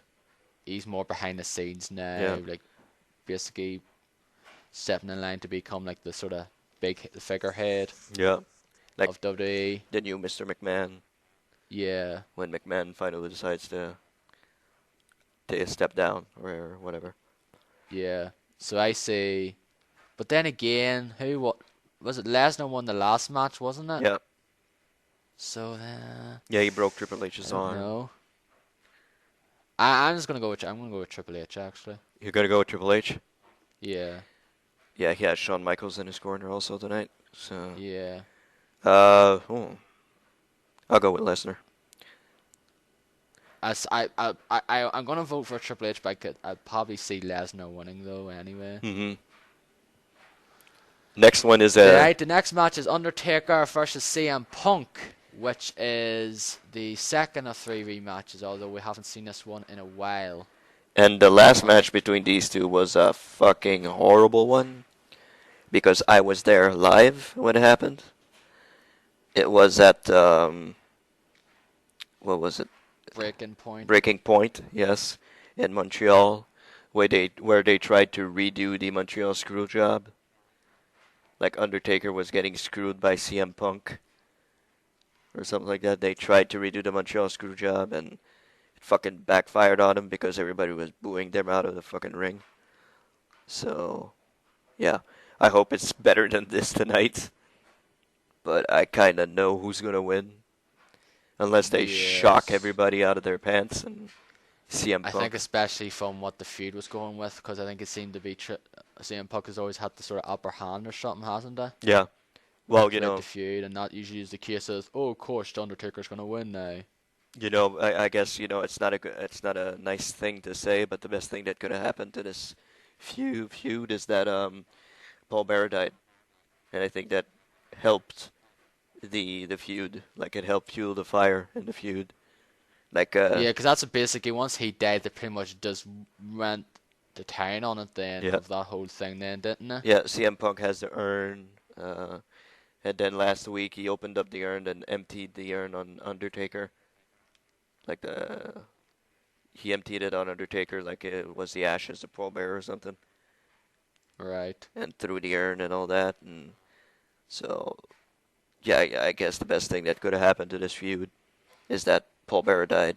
It's not a good thing to say, but it's the best thing that could have happened to these guys. So Yeah. I wonder what I want if they didn't, if he didn't, then what would have gone with? yeah, I Would wonder. have done the same thing or what? I don't know, or I wonder. something different.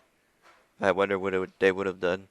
Honestly, I wonder where they would have went with this. Just have to wait and see anyway. But yeah, It should be still a pretty good match though, but the fact is, we've seen it before. It's Taker, and the build-up's pretty Taker good. he has the one match a year now, so Yeah, the build-up's pretty good though. yeah. But Taker will be like, "Yep, this is the match," and then I'm away again. See you next year. See you next year. Bye. Yeah, Yeah, so I think I'm going with Undertaker, of course. yeah. If I love it if CM Punk won and just said, "Fucking finally, just break this goddamn streak." But Yeah, no, Taker's gonna win, of course. of course. Last but not And least. finally, the main event, I presume it is going to be the main event, even though it was the main event last year, is WWE Champion The Rock versus John Cena. Yep. And I'll be surprised if John Cena doesn't win this match. Really? You're going with Cena? Yeah. Yeah, I'm going with Well, Cena. Rock won last year. And I don't see Rock. Like, when's the Rock? It's like, I think Rock's just going to go again. It's like, yep, I'm away again. See ya. Hmm. Yeah, apparently he signed for another 2 years, but I don't know. I don't know, how it's gonna go. Like Fast 5 is coming out, Fast 6 is coming out, and et cetera, et cetera. So I don't know. I don't know how. I can't. I don't see a champion never being on the show. Like Rock is never there. He's champion, but he's never on the fucking show. So Has that been the case then, has it? like he's been at the final the two last Raws, like the final two Raws before. Yeah, but before that he hasn't been really that on, has he? No, he hasn't been on at all since he won the championship. Really? Yep. Has he been like on this like Titantron or something like that now, or what? Not even. No. Not even on Titantron. Nothing. So. And you've still been watching Raw now, haven't you? Well, I've been. I can't say I watch it religiously. But you like been flicking through it or whatever? Yeah, I have it on, and in the background, I'll play a video game on my PC and kind of look at it sometimes and stuff like that. So I haven't been watching really. Kind of know what's going on, but I haven't been watching Okay. profusely. So, but yeah, I'm going with Cena also. So Yeah.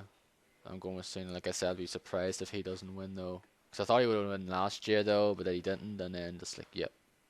I'd just be surprised if he thing though. yeah, And he'll probably win again and he'd be back to he's a champion again. But luckily the fact is he has been champion in quite some time. yeah. And when he is champion, he doesn't stay champion for a while.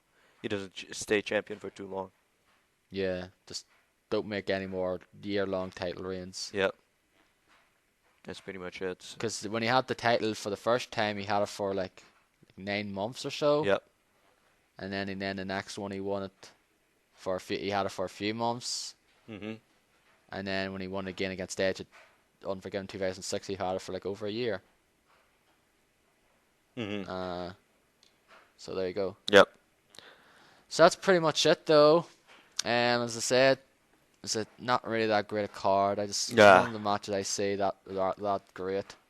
No, it's pretty subpar. I'll watch it, of course, because I always watch Wrestlemania. I've watched every Wrestlemania since since the first one, so I'll watch this one tonight. Not sure yet. I said I would not rent it, but I'm not sure. I don't know what's gonna happen. Will I rent it on TV? Will I watch it online? I have no idea. Because I kind of don't want it to cut out all the time. And when you watch it online, sometimes it cuts out. Can you get a bunch of people to come over or something and just share it between you rather than wasted $60 or whatever it is? Yeah, I'll try. I'll try to get people to come over and pay with me because it kind of costs a lot. I think it's like $70 for 70? WrestleMania. Are you watching HD, isn't it? Yeah. So that's really Jesus Christ. Yeah. Get a fucking game, a few games at that price. I know. Be better value. I know, but I haven't rented a pay-per-view in a really long Yeah, time. because usually you used to do it pretty much month in, month out, didn't you? Mhm. And when did you stop doing that? When you gave me the other means to procure myself the sometime pay-per-views. last year then. Yeah, that's I've watched every pay-per-view on that since then. I haven't even watched the Royal Rumble on TV. I just watched it on the site. Yeah.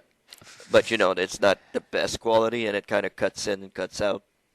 Yeah, but Sometimes. the thing is, you can watch it afterwards. So, like, there's like there's a bunch of feeds. Then you can watch it then. Yeah. Like, you can download it then as well, and stuff like that. Mhm. I know it's not the legal way to do it, though. But I'd rather do it than waste flipping, the amount of money you have to pay for month in and month out. That's true. It's not really that worth it. Mhm. Like, am I gonna go and spend 50? Like, you spend. I don't know. Like, it used to be £15 now, but I don't know if it's. I think it might have gone up now. I don't know. Here now, £3, but it's still a bit less than what you have to pay for it, which is like 40, 50, $60 or whatever it is a month. It's like screw that. Yeah, exactly. I don't know how it is on Xbox. I'll probably check, see how much they charge for it on Xbox. Yeah. So, so that's it, I guess, for our little WrestleMania. Little thing which is like 3 hours now. Jeez. And I want this to be not even less than 90 minutes. A 3 hour long WrestleMania predictions slash comments on. We're more like going through our WrestleMania card by card Yeah. slash predictions for like 20 minutes. Yeah, we won't be doing that next year. No. No, that's pretty much it. Yeah. So we'll just do the predictions for WrestleMania 30 next year. So Yeah. that'll be that. So it's for those who will watch it, enjoy it, and Yeah, watch if you are going to watch and enjoy it nonetheless. So yeah. unfortunately, this won't be up until after WrestleMania's gone. Hmm. So I But hope you enjoyed it. just basically let you know that it's done before WrestleMania, so we're not going to cheat or whatever now. Yeah. Yeah, it's done before WrestleMania. We're not cheating here, so It's done few hours before because this is it's 9 o'clock. It's after 9 o'clock here now, and I have to go to work very shortly. yeah. So I guess we'll close that out. Thank you for joining us for this special little podcast. We'll be back with a regular one, I guess, next week. Yeah, So I have a few news stories to talk about. yeah, Like especially one that came out this week yeah, we have. concerning LucasArts. I Exactly. want to talk about it. Yep, we're gonna. Even if it is a bit of old news by then, but I'd still like to talk about it. We'll talk about that one. We'll probably do a BioShock spoiler cast somewhere down the line, sometime. So thanks for joining us, and we'll see you soon. Enjoy WrestleMania. Bye bye. WrestleMania!